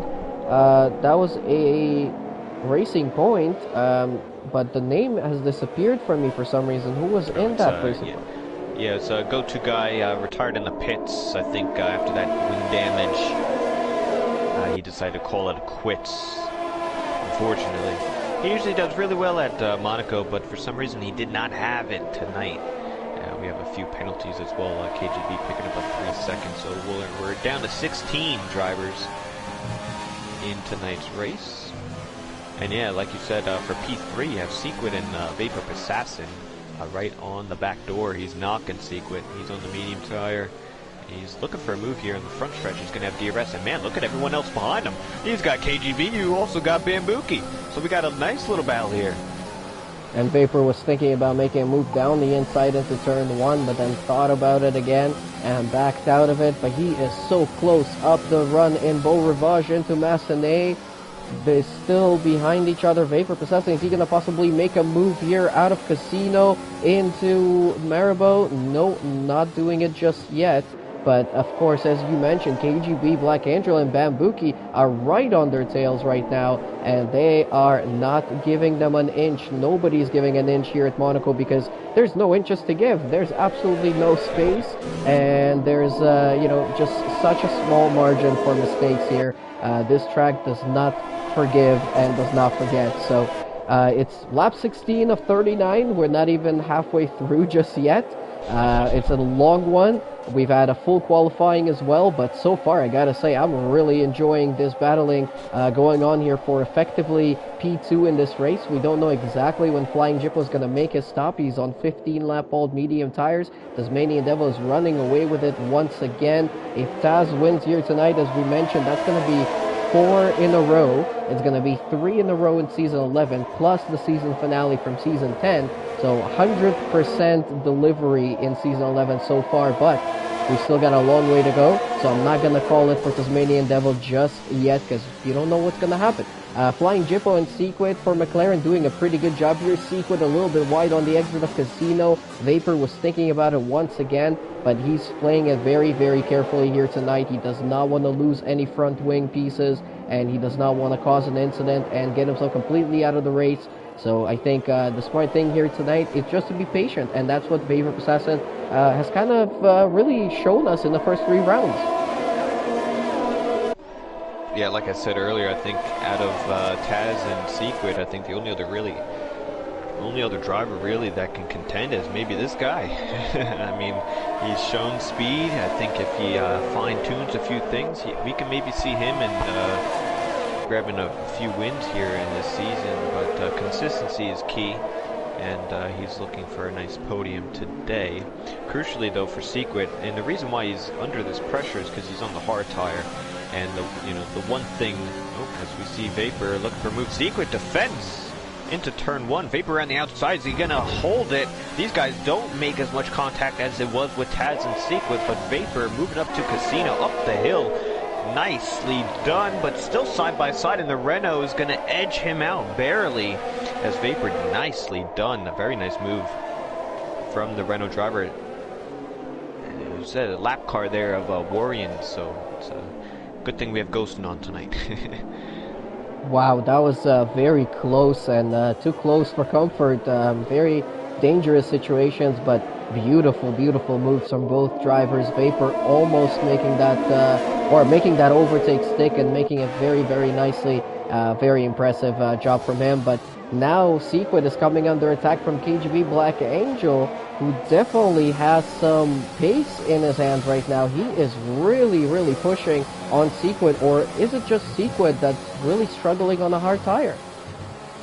Yeah, well, before Vapor interrupted me and went for the move, I'll try again, unless KGB is going to interrupt me with another move, but the disadvantage you have when you start on the medium tire or the harder compound, going for the harder strategy, is that you can't get wing damage in your first stint. Otherwise, that'll throw your complete strategy out the window, and you're effectively hurting yourself in the race, and that's what Sequid did today, going for that move, having to put on the harder tire because the soft tire would not have gotten you to the end, and you obviously can't use the medium tire twice without getting disqualified. So he kind of put himself in a corner, getting that wing damage earlier on, and I think the hard is just so much sluggish around here compared to these mediums or even soft tires, which some of these guys will have, like his teammate Jippo. He's able to put 18 laps on the mediums. He's going to probably pit for soft soon, and he's going to be the quickest guy on track. KGB is looking for a move in the Nouvelle chicane around the outside,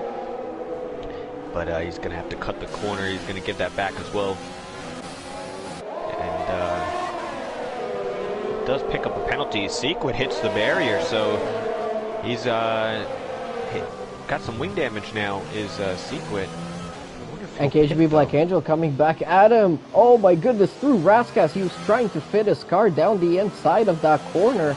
There was barely any space. As we're watching from above, Bamboo Flying Jippo pits for his hard tires. KGB Black Angel is going to go for the overtake into Saint Devon, and he gets it all wrong, and he is in the wall, and he's going to have damage on his front wing now, and that was very unfortunate. But Sequid now very, very wide through Massenet, and Bamboo, who's moved up into P4, is now thinking, well, can I get this P3 away from Sequid as well? And they are very tight coming into Marabou and coming into the hairpin right now. Oh my goodness, this race, Monaco, I guess, is exactly like this. It sort of goes quiet for a moment, and then something happens, and then things are just happening because of that all over the place. So I'm really excited.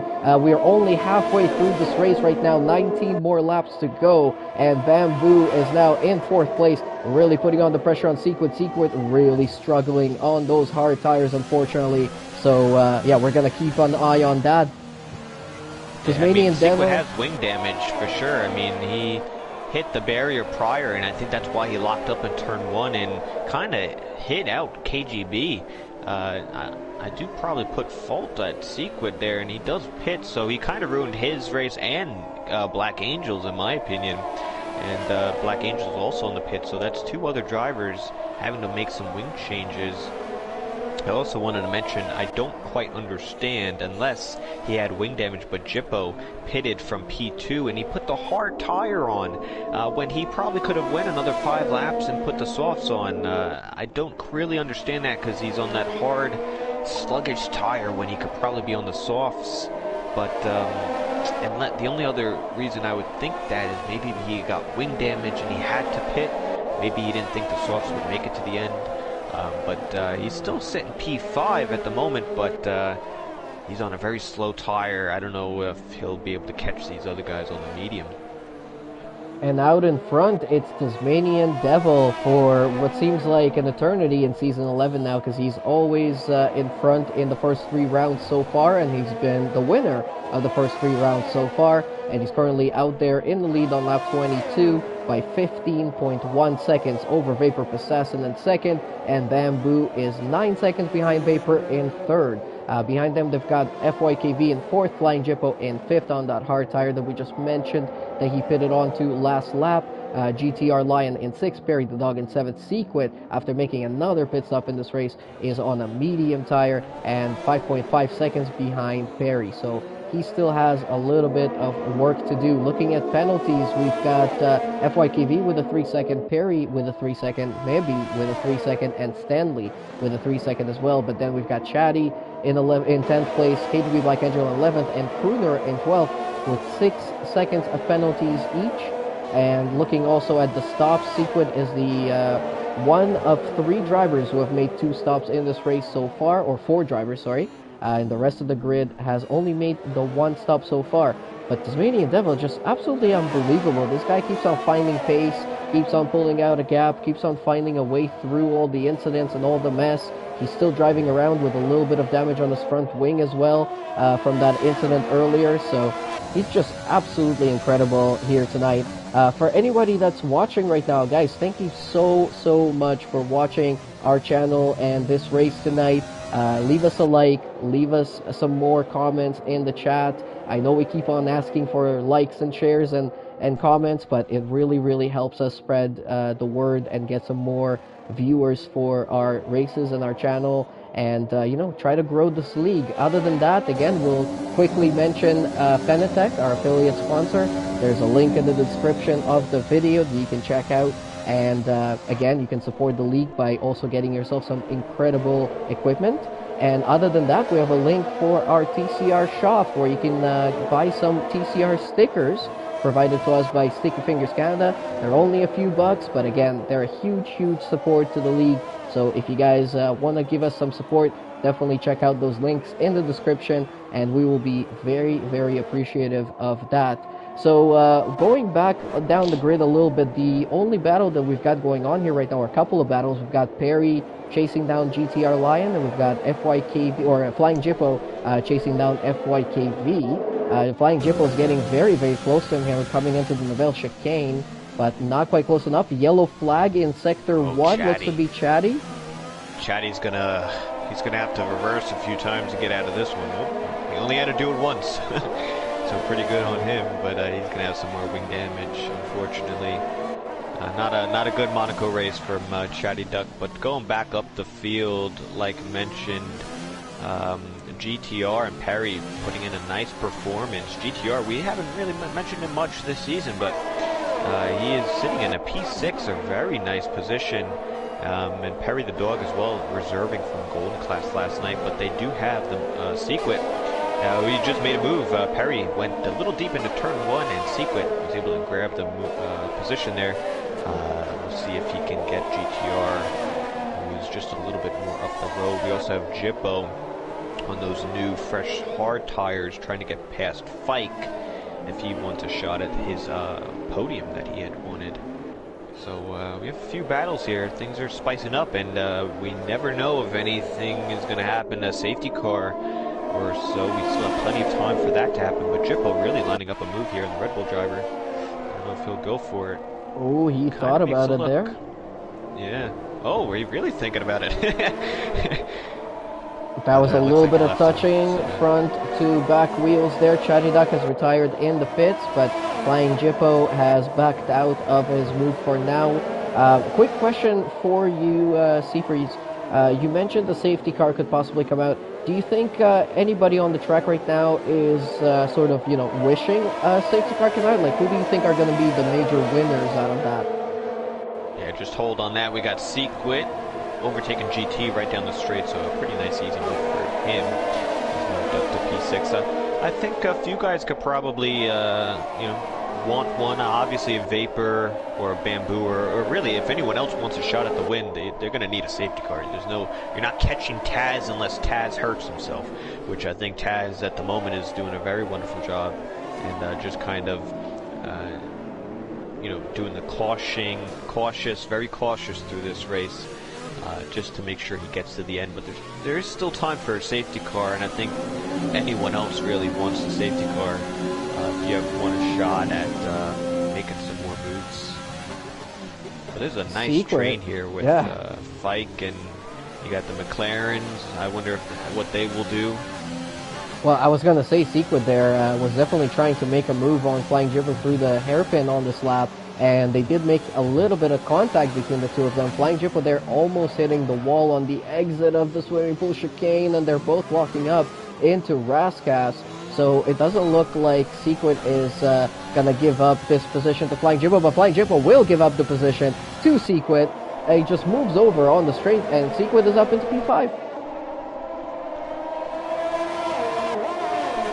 Definitely some team orders there, but or maybe not. Maybe he just felt like Sequid had a better chance, which he does. He has the medium tire, Jippo's on the hards, and Sequid has a better opportunity as far as the McLarens go.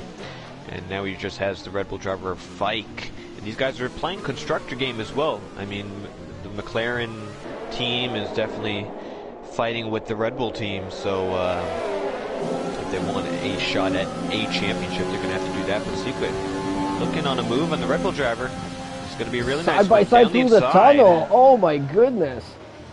Nice. And he gets it done without a penalty as well. It looks like he cut the chicane maybe, but no penalty there. So it was actually a really nice move. He's a little bit of a comeback drive from Sequid. Oh, we have a VSC. No! Massive incident. FYKV coming into... I think it was the Louis Chiron and the swimming pool chicane there. I don't know if he made any contact, but he just lost the car, went into the wall on the outside, and we have a VSC on track right now. Let's see if anybody's going to take advantage of that. All of the top runners are through the pit lane. They did not go in. It doesn't look like anybody's going to be pitting under this VSC. But FYKV, unfortunately, is out of this race, and he is the third retirement, so we are now down to only 15 runners. Man. I was just watching the replay on the stream here. I got it right next to me, and it was a very similar move as to how I crashed out in a few seasons ago in that same section. Fike doing a very similar... He kind of went airborne there at the highest speed section of the track. But, ooh, we have a drive-through penalty for Black Angel. Speeding under the VSC, which is so easy to do, and it's such a big penalty. And he's going to have a drive-through. Very unfortunate. I'm surprised that wasn't a real safety car, right? That looked like it probably deserved one. Absolutely. I mean, his car went flying on the track with debris everywhere, landed right in the middle of the track, ghosted. I was completely expecting to see a full safety car come out, but that is not the case. And Tasmania Devil actually gained an extra second of a gap in that VSC somehow. So Vapor Assassin was really praying for that safety car to come out, but we've still got 11 laps to go, and FYKV was doing so well in tonight's race, and just unfortunate there for him. So you never know when somebody else might have the same sort of incident, and we might still get that full safety car. I mean, as commentators, we definitely want that to happen because it will shake things up. It will bring everybody back together. We're going to have, a good amount of laps towards the end with a little bit of a blitz between all of the drivers. But, I'm sure that Tasmanian Devil is probably cursing us for just saying that because he wants to stay out there by 15 seconds. He wants another win. He wants to be 3 for 3 in Season 11 and 4 for 4 in the last 4 races. Yeah. I have no problem with dominance. I really like when a driver, a team can dominate. Obviously, we've had that a lot in the real F1 with Mercedes and Lewis Hamilton. But I also don't mind it here. I mean, if Taz is able to win 4, 5, 6, 7 in a row in a dominant Platinum Class championship, I mean, good for him. It's really all up to everyone else to put in the time, put in the practice, put in a nice, valuable race and challenge for the win. And just so far this season, we've had drivers come very close. I mean, Sequel last week, we had Vapor Possession in the first opening round, but Taz is able to get it done. And that is what matters, getting it done. And Taz has done that so far. And like I said, I have no problem with the dominance. I mean, Taz can go out and win 7 in a row, whatever it could be. But eventually something will go wrong, whether it's on his behalf or someone else's. And we just haven't seen that yet. And, I mean, he's closing in. He's got around 9 laps or so to do it. So good on him, really. You know, that's all you can say. Tip your cap off to him and say congratulations. Shake his hand and give him some respect. I think he deserves it. Absolutely. No, he's done an incredible job, and you know, he was so close to winning the championship last season as well. So it's really great on him for this performance so far in season 11. He is on the charge, he's on a mission, and that can be seen on track. Other than that, though, we're watching the closest battle on track right now, which is Perry and GTR Lion battling it out for P6. We are 9 laps away from the finish of this race, but so far, I mean, that full qualifying didn't really come into effect too much. It looks like a bunch of people changed positions. There was some. Oh, Perry! Right oh into my the goodness! Wall. Right into the wall. It looks like he didn't break. I don't know if he's got wing damage, but these two are catching Flying Jippo ahead, and they're putting in a nice performance. GT can snag a top 5 here. It looks like Jippo might have picked some damage up potentially.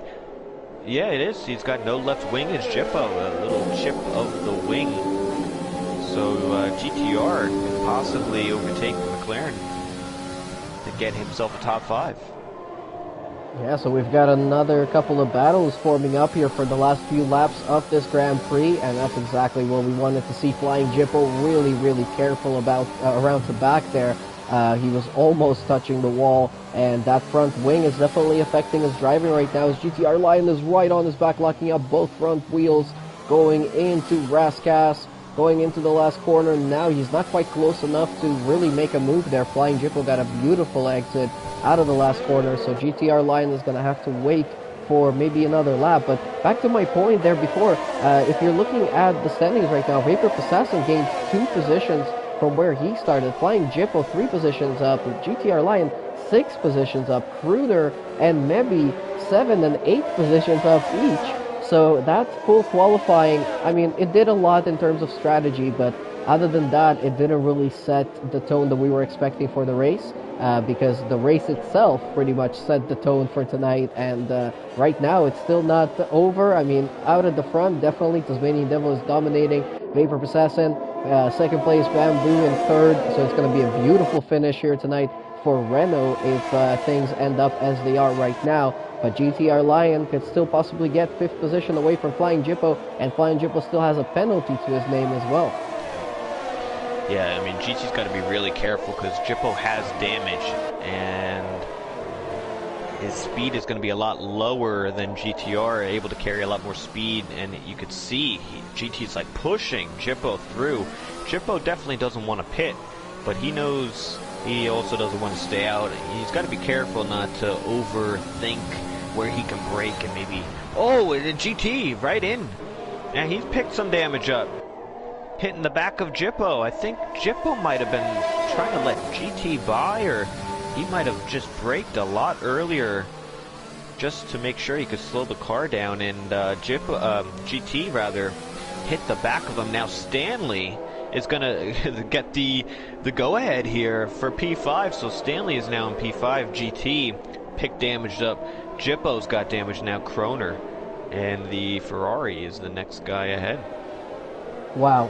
Well, that changed everything very quickly there. Flying Jippo just smashing into the front of or no, sorry, who was it? It was GTR Lion that Into Flying Jippo, yeah, into Flying Jippo, and now Flying Jippo's got front wing damage. GTR Lion's got a bit of front wing damage. Stanley got ahead into 5th place. Flying Jippo down to 7th, and 6 more laps to go, and it's not going to be an easy thing to ask from a car on hard tires with that much damage on the front wing. So we'll have to wait and see how this is going to end up for Flying Jippo here tonight. But now he's got Kruner on his back, and everybody else in front is going to be running away with it. Yeah, I mean, GT could still probably stay out and get a nice P6 here. He just has to be careful because he's got wing damage, so he can't pick any more up. I know Jippo's got damage behind him, so he's really no threat because he probably has more damage than GT, but he had a shot at P5, and now he has to do a little damage limitation to make sure he can just solidify his P6. Stanley was able to move by both of them, and he's already got a 5-second gap on him. So we'll see if he can maintain that P5, which would be a really nice performance in the Williams. Flying Jippo is struggling. He is just trying to make it home on this damaged car right now, but Kruner is closing in ever so slightly, and also because of Kruner's connection, it seems like Kruner is ghosting sometimes when they get really close together, which could work out in his favor, but Flying Jippo still holding on to P7 right now with that big damage on the car, and he just lets a couple of cars through there. It looks like he's going to let maybe Kruner, both of them through, and maybe he's going to pit on this lap. Yeah, I think so. I think he might be able to go in for a fast lap, but he lets him by, which he might. I don't even think he's going to hang on to a point at this point. He's just going to be right on out, and GT's lost the position as well, the Ferrari. Yeah, it's because GT had to let him. Yeah, GT had to let Tasmanian Devil through, and Kruner just went through completely, did not slow down whatsoever. So he gained that position, maybe, and GTR Lion. Oh, and GT is into the wall on the exit of Casino. More damage and more drama here tonight with 4 laps to go in this Monaco Grand Prix. GTR Lion has massive damage to the front wing now, and now he's got another driver with front wing damage, Flying Jippo, right behind him. So this is going to get very interesting between these two. Yeah, it's kind of unfortunate as well because it's kind of hard to tell if a car ahead of you has damage. They're going to be braking a lot earlier than expected. Obviously, we don't have the racing line on. It's all judgment based, and there's no brake lights either. So, and we're also not professionals either. We do this for fun and a nice hobby at that. But yeah, quite unfortunate for GT's case and Jippo as well, not knowing the damage. But we got Mebe on the Ferrari into turn 1. Looks like he's going to do it. So Med, he's really putting on a performance here, starting P17, missing qualifying, and he is sitting P6 at the moment. So really nice by Mebe. I think Barry the dog might pick up a couple of positions here if he can keep it clean and get around Flying Jippo and GTR Lion. Both of them have damage here. He goes on Flying Jippo into Maribor, and he makes that one stick. Is he going to go on GTR Lion here in the next couple of corners? GTR Lion very wide through the hairpin with all of that damage on the front wing. Perry's trying to pick out a good spot to make the overtake. Oh, almost going into the wall there with a lockup on the front wing, and then a little bit of a wiggle on the exit. So Perry is pushing on those soft tires, but he's got to be careful.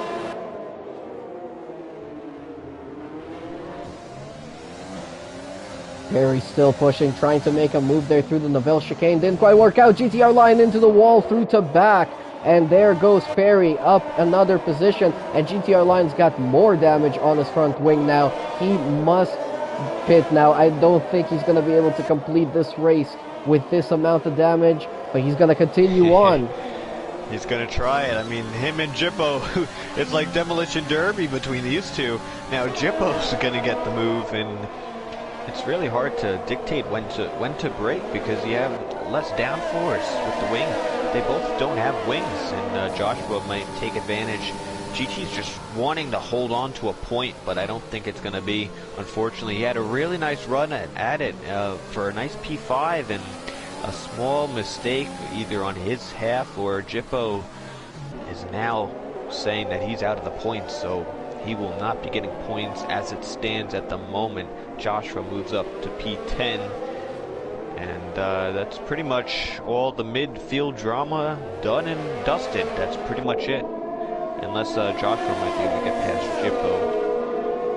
I think he will be able to, because Flying Jippo just scraped up the wall again, coming through the tunnel. This is super difficult. I have no idea how Flying Jippo is keeping this car on track, almost hitting the wall through to back, and there goes Joshua up for P9, and Flying Jippo hits the wall again on the exit of the swimming pool chicane there.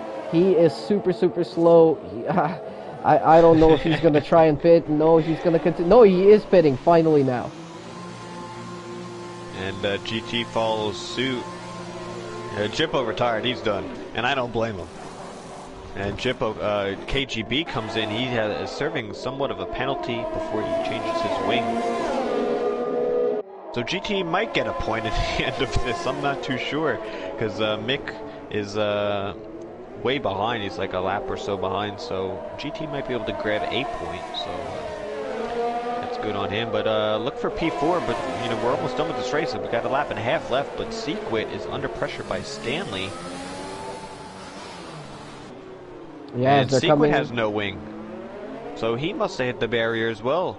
And it looks like Stanley, if he could keep all clean, he might be able to grab a P4. They both have penalties. Let's see what number. They both have 3 seconds. But Sequit has no wing. Yeah, so I mean, Devil compared... is now on the last lap of the Grand Prix. We're at lap 39. Taz took it. Yeah, and Taz is now on the last lap. Sequit is really struggling here. Stanley's trying to make moves wherever he can. I think Tasmanian Devil is going to be coming across the line here in a little bit. So that's how far ahead he is. It's just absolutely unbelievable. He might actually be... miss it. Yeah, exactly. I'm going to switch over to on board with him. He's still coming through Portier right now, so he's got about half a lap to go here. We're going to go back to Stanley and Sequit quickly, but it doesn't look like they're going to be close enough to make anything happen here. But they're going to have to go on for another lap, technically, because they're on lap 38 right now. And Tasmanian is on lap 39. So going back on board with Tasmanian here, who's going through to back in the last couple of corners here in just a moment. But what a dominant drive. This is going to be win number 3 in season 11 out of 3 rounds. 100% win record for Tasmanian Devil in this season. And also a 4th win in a row from season 10 up until now. Tasmanian Devil is your winner here tonight in the Monaco Grand Prix. Vapor Assassin is still over 20 seconds behind. Just hit the wall as well through to back. But it looks like he will be able to secure a P2 finish here tonight as long as he can bring it to the line. And his teammate, Bambuki, or at least his teammate for tonight, Bambuki, is going to get the other spot on the podium. So what a great finish here for Renault and for Vapor Assassin in P2. Amazing job. Here comes Bambuki to finish in P3, and that's going to be a good performance from him as well. But honestly, nobody could rival it up to Tasmanian Devil right now. I have no idea what needs to happen in this league for somebody else to win a race in Platinum Class. Yeah, absolute dominance. We still have Sequit and Stanley going at it, but it looks like Sequit might be able to get it. Stanley under pressure. Coming into Rascaslet. Will he make a move? We'll have to see. Looks like Sequit might be able to hang on to 4th.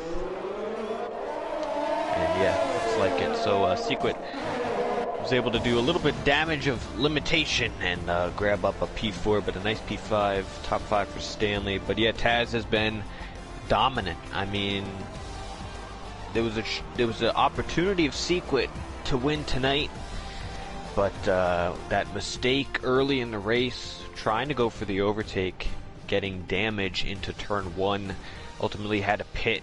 He opted for the medium, then he had to put the hard on. He got damage again, had to pit twice. Was not ideal for him. Just let Taz get out ahead and pretty much control the race. There was no safety car besides the VSC, and P handled that well. along with it. So a pretty controlled race. Just a very sketchy first few laps, but once Sequit made that mistake, once they made contact, it was pretty much Taz for the win, and he won it by a lot, by 27 seconds. But really good for the top three. No penalties. We have Taz, Vapor Assassin, and the silver driver Bambuki in P3, and Sequit damage limitation in P4. Stanley Mebe from last to 6th is in really good on him. Perry reserving tonight in 7th. Corona reserving in 8th. Joshua 9th. GT holding on to 10th. And then we have KGB Black Angel, Mick Warriors flying Jippo, Fike, and will Fike Chatty and go to your retirements. Jippo also retired in the pit lane. But yeah, really nice race. Not like last night with the safety cars, right, Blinn? It was very straightforward. Oh, yeah. Do the qualifying and do the race, and that was pretty much it. Go for it. Well, there was a lot of close battling there as well, and maybe I gotta say what a great job from him coming all the way from the back, getting P6, driver of the day, and got a point for fastest lap. So absolutely incredible performance. But I just keep on, getting absolutely amazed by Platinum Class and their performances, no matter what the track is, no matter what the situation or the weather is. These guys are able to deliver absolutely every single week. Great performances, great battling, really quick times in qualifying and everywhere else as well. So just incredible, absolutely incredible job. And of course, a couple of drivers that were reserving here tonight did an absolutely unbelievable job, especially Bambuki. And we're waiting for all of our podium finishers to come in here, but Bambuki in P3, what a performance. Yeah, absolutely. I'm gonna definitely want to hear from him. Let's get him in here. I'm just sending them out now. Alright guys, well, for everybody that's been watching so far, guys, thank you again for your support of the league, for watching TCR. If you're not subscribed to the channel yet, make sure to subscribe so you can stay up to date on everything that's going on. As I mentioned, today was our first sort of special event with a little bit of a different qualifying structure than what we usually do, but there's a lot of really cool special events coming up later in the season, as well as 9 more rounds of silver, gold, and platinum class in season 11, and you definitely don't want to miss it based on what we've seen so far. But yeah, we're waiting for for our podium finishers to come in here. Hopefully they'll join in pretty soon, and then we'll be able to hear from them. Make sure you guys leave us some more likes and some more comments in the chat. If you guys want us to ask any questions from any of the podium finishers, make sure you put that in the chat right now so we can see it, and we'll make sure to ask them. Yeah, and next week, tune in for Silver, Gold, Platinum. We are in Hungary for the Hungarian Grand Prix. We have not raced that in a few seasons, so it'll be a nice change of scenery, and we go from Monaco with the walls to Monaco without the walls next week. So it will be, I always like Hungary. It's a nice, short, tight section, very technical. You got some high-speed bits, but not a whole bunch of overtaking opportunities, but a lot more than today. But that's always nice at Hungary next week, and then after that we have an off week, so we get a little chance to regroup and get ready for the rest of the season. But Hungary is next week. Awesome. All right, and I did notice that we've got our drivers in the party with us now, so let's start off with P3. And for me personally, definitely the most impressive drive here tonight, coming from silver class as a reserve, Bambuki absolutely blowing us out of the water here tonight, and P3 finish for you, man. Tell us all about it. How did the race go for you? Oh, so first I'm happy. It's a nice race for me. The race, it's a good race, I did a nice qualification. For my first run on a soft tire, I broke my front wing. So when I pit, I need to change the front wing, and after it's just like I think so. When I'm going out, I am P6. I see a couple of guys. They did a hard battle, so for me, just waiting, and I am like just keep the car on the track, don't touch the wall, and just keep going. So it's a nice race, long one, but nice one. Very nice. And how do you find the difference between silver class and platinum class? Did you feel any major differences there? Yeah, the level is really hard, and my honestly the more tough things for me today is to keep the tire.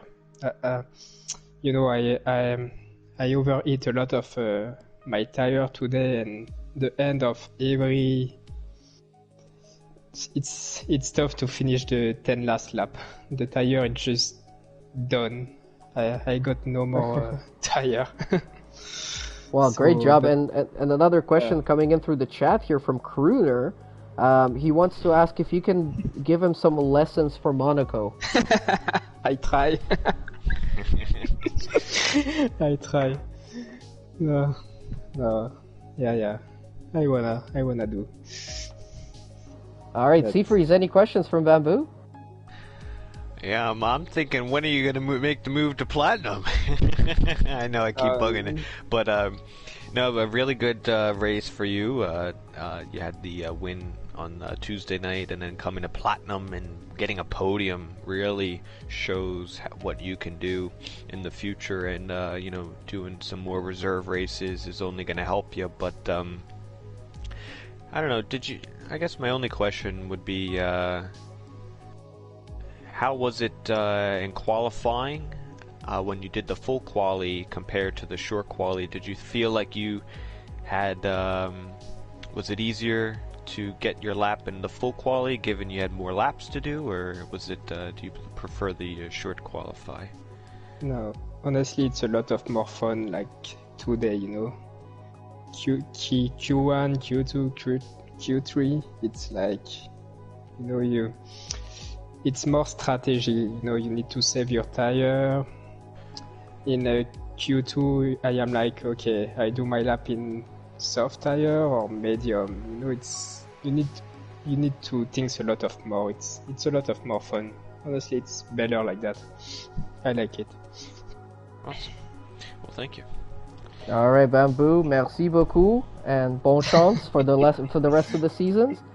We will see you here next week. Yeah, thank you.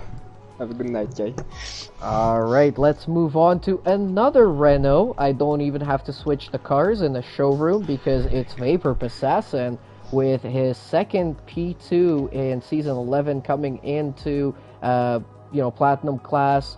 As a brand new driver and doing a pretty good performance, P2 in the first race, and a little bit of a not so great race in France with P16, but back on it once again, back on the podium with another P2 here tonight in Monaco. It didn't really look like it was possibly going your way at some points in the race there, but then with that incident with Sequit and Tasmanian Devil, would you say that was the turning point for you tonight? Yep. I didn't know what happened every time. So I just let it happen.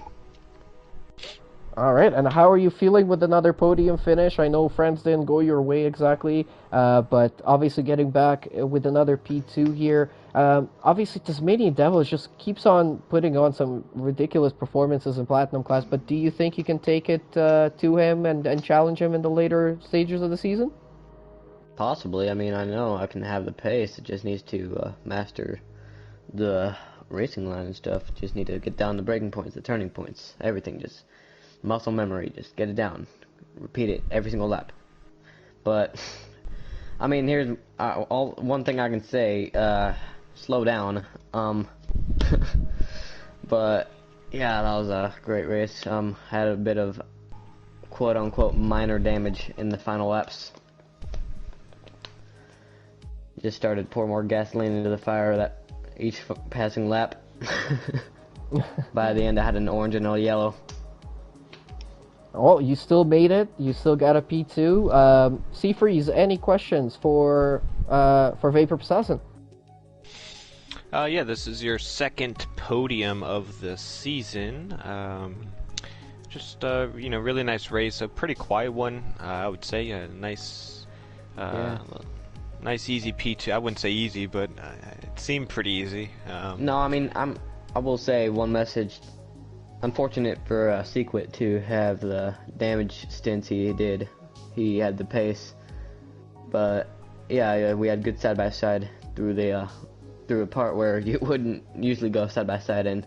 Yeah, Turn 1, turn 2, actually, a and turn 3. very nice overtake. I just remember, and the memory is starting to come back on the race for me. But yeah, you had a nice overtake up to Casino. Is that right? Yeah, I remember it was very heart pounding. It was probably the most risky overtakes I've ever done. Yeah, so I mean, would I do it again? Most definitely. Oh yeah, 100%. It worked. It worked. Very so, good driver in Sequit. Hope and how do you more feel battles about with him in the next future. week at Hungary? How do you feel on Hungary? Hungary, black boards, check. Not a street circuit, check. And yeah, I mean, I don't know if it'll be regular or strict, but I'm gonna treat it like strict nonetheless. So I mean, I'm just looking forward to it. It probably won't be as heart pounding as Monaco, but France was just a very close battle. France was unfortunate with the circumstances, but yeah, I'll just forget about that and move on. Hope to have more podiums in the future, but yeah, good win by Tasmanian. He totally deserved it. 25 seconds, Christ. Alright, that's all for me. Awesome. All Well, right, thank you congrats again. for, All right, well, Thank let's you. move on then to P1, and it's getting a little bit of a habit now in Season 11 to have Tasmanian Devil in the post-race interviews and on the top step of the podium. 3 for 3 in Season 11, 100% in the last 4 races because you've also won Mexico in the season finale of Season 10. So, 4 wins in a row in the 4 last races of TCR Platinum class. Absolutely incredible. And there's a question coming from the chat, which is pretty much what I wanted to ask, is first of all, how do you feel getting 3 for 3, and does that change your mentality at all for the rest of the season? Well, I couldn't be happier getting 3 for 3 and then also winning the last race of the season in Season 10, just maintaining really good momentum. And that's really all I'm trying to do is just keep up the consistency and keep winning. It won't really change my approach because I'm not really the type to take massive risks. I like to play the numbers. I didn't really used to do that, but I've learned the hard way, so now I'm a bit more cautious. So yeah, just do whatever I think will get me the most points at the end of the race, rather than just trying to go for the win every single time. Because sometimes things just don't exactly work out, and I find that if I focus too much on winning the race, I'll push too hard and make mistakes, and it just doesn't work out. So this new approach that I've had to my races has really worked out, and I plan on carrying it forward through the rest of the season.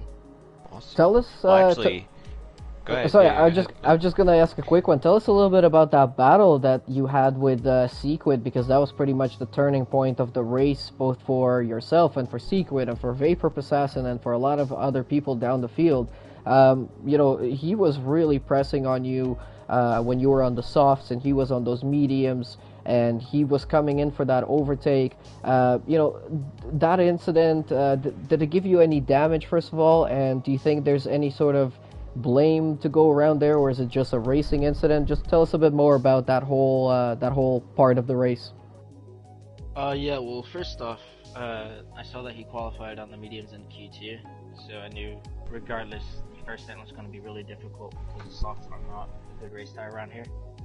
But you need to go on the softs on the first stint in order to do the optimal strategy, which is soft medium. So I wasn't really expecting him to try and fight me so hard, because I knew he'd have to pit for hards, and the hards are second a lap slower. And I also knew he was using more ERS than I was, so I'm not really sure why he wanted to fight. I was just trying to build the gap to Assassin,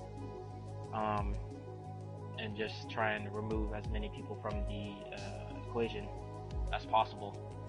So yeah, it kind of caught me by surprise. I'm trying to go around the outside in the turn one. Seemed like I got the better run out of the corner, but his nose was still there, and we just tangled up a bit.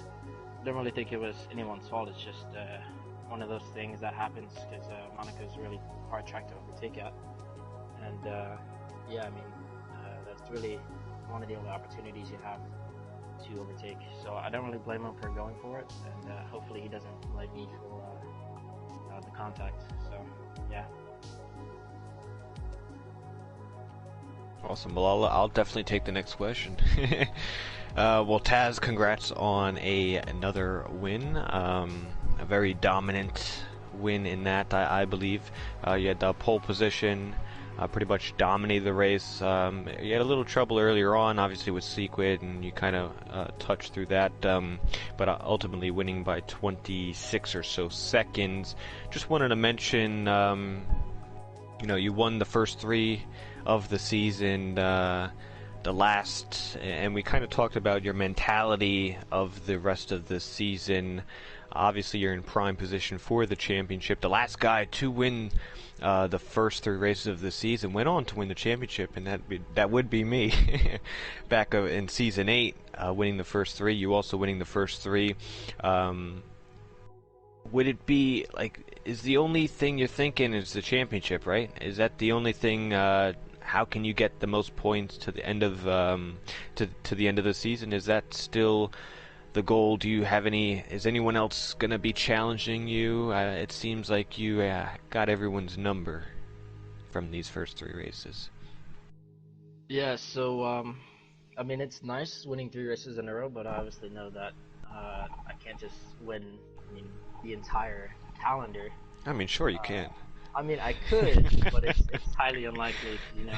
Anything can happen in league racing.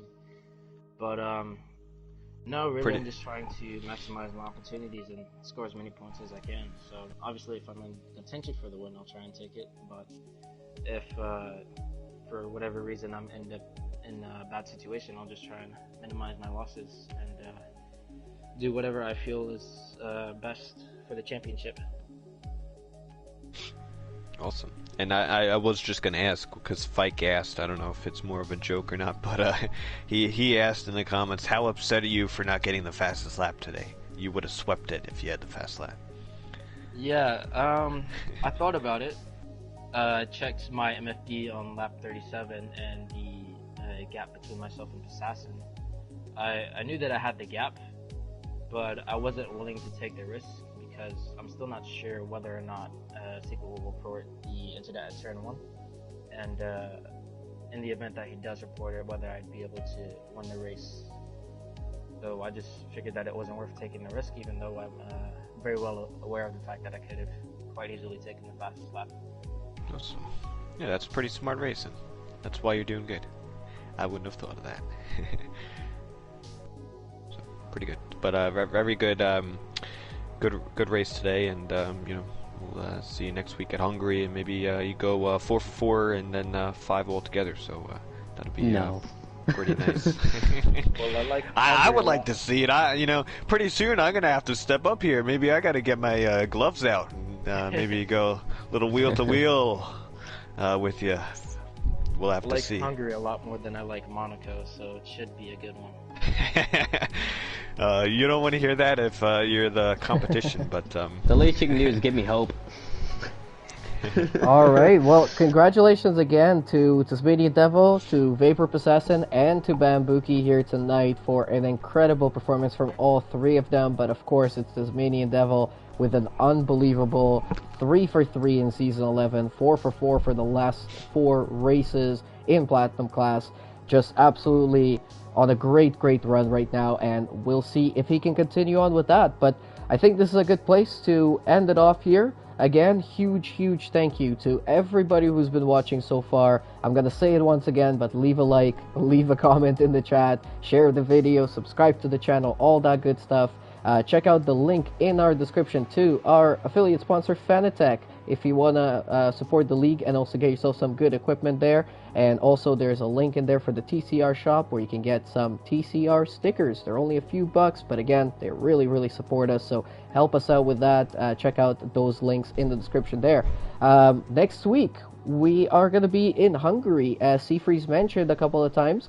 We're going to be starting off on Tuesday with the silver class at 8:15 p.m. Eastern Standard Time as always, and then Wednesday is going to be gold, and then we'll be back once again with these guys and Tasmanian Devil and Vapor and all of the rest of them from the platinum class next Thursday for that Hungary Grand Prix as well. But Seafreeze, I want to throw it over to you quickly and just let us know your summary of the race and your impressions with it. Yeah, I think it was kind of what we expect from Monaco, but I think we got everything we kind of needed. I mean, the qualifying was fun. The full qualifying was as expected, having the drivers build up to speed. Ultimately, Taz was able to get the pole position. I think he probably would have had it anyways, but maybe not up to speed at that. But yeah, the full qualifying was good. You had a nice few nice little drives by a few drivers. Mebe, Stanley, nice P5, Bamboo in the silver. Unfortunate that Sequit kinda, had that damage earlier on, but we didn't have the safety cars like we did last night. But I didn't think you needed it. We had a nice move by Passassin up to Casino. A few nice moves tonight. A little bit more overtaken today than last night. For the most part, not really many big incidents besides Fike coming into the swimming pool section, getting airborne. Weird we didn't get a safety car there, just the VSC. But ultimately you got everything you needed for a nice race. And Monaco is usually won by the pole sitter, and that's how it was today. And it was just a really nice race for the Monaco race, and well deserved. So it's everything we kind of expected, at least on my half, besides maybe a safety car here or there. But yeah, it was a really nice race, and I'm looking forward to next week at Hungary for all the classes at Hungary. Awesome, and I cannot wait for that one. As a driver myself, I really love driving at Hungary, and I'm really happy to see it back on the TCR calendar. So thanks again to Seafreeze for joining me in the booth here tonight. Massive thank you to everybody on the TCR team, the stewards, the officials, everybody else who works on it, all the commentators. You guys do an incredible job every week. Thank you guys so much for that.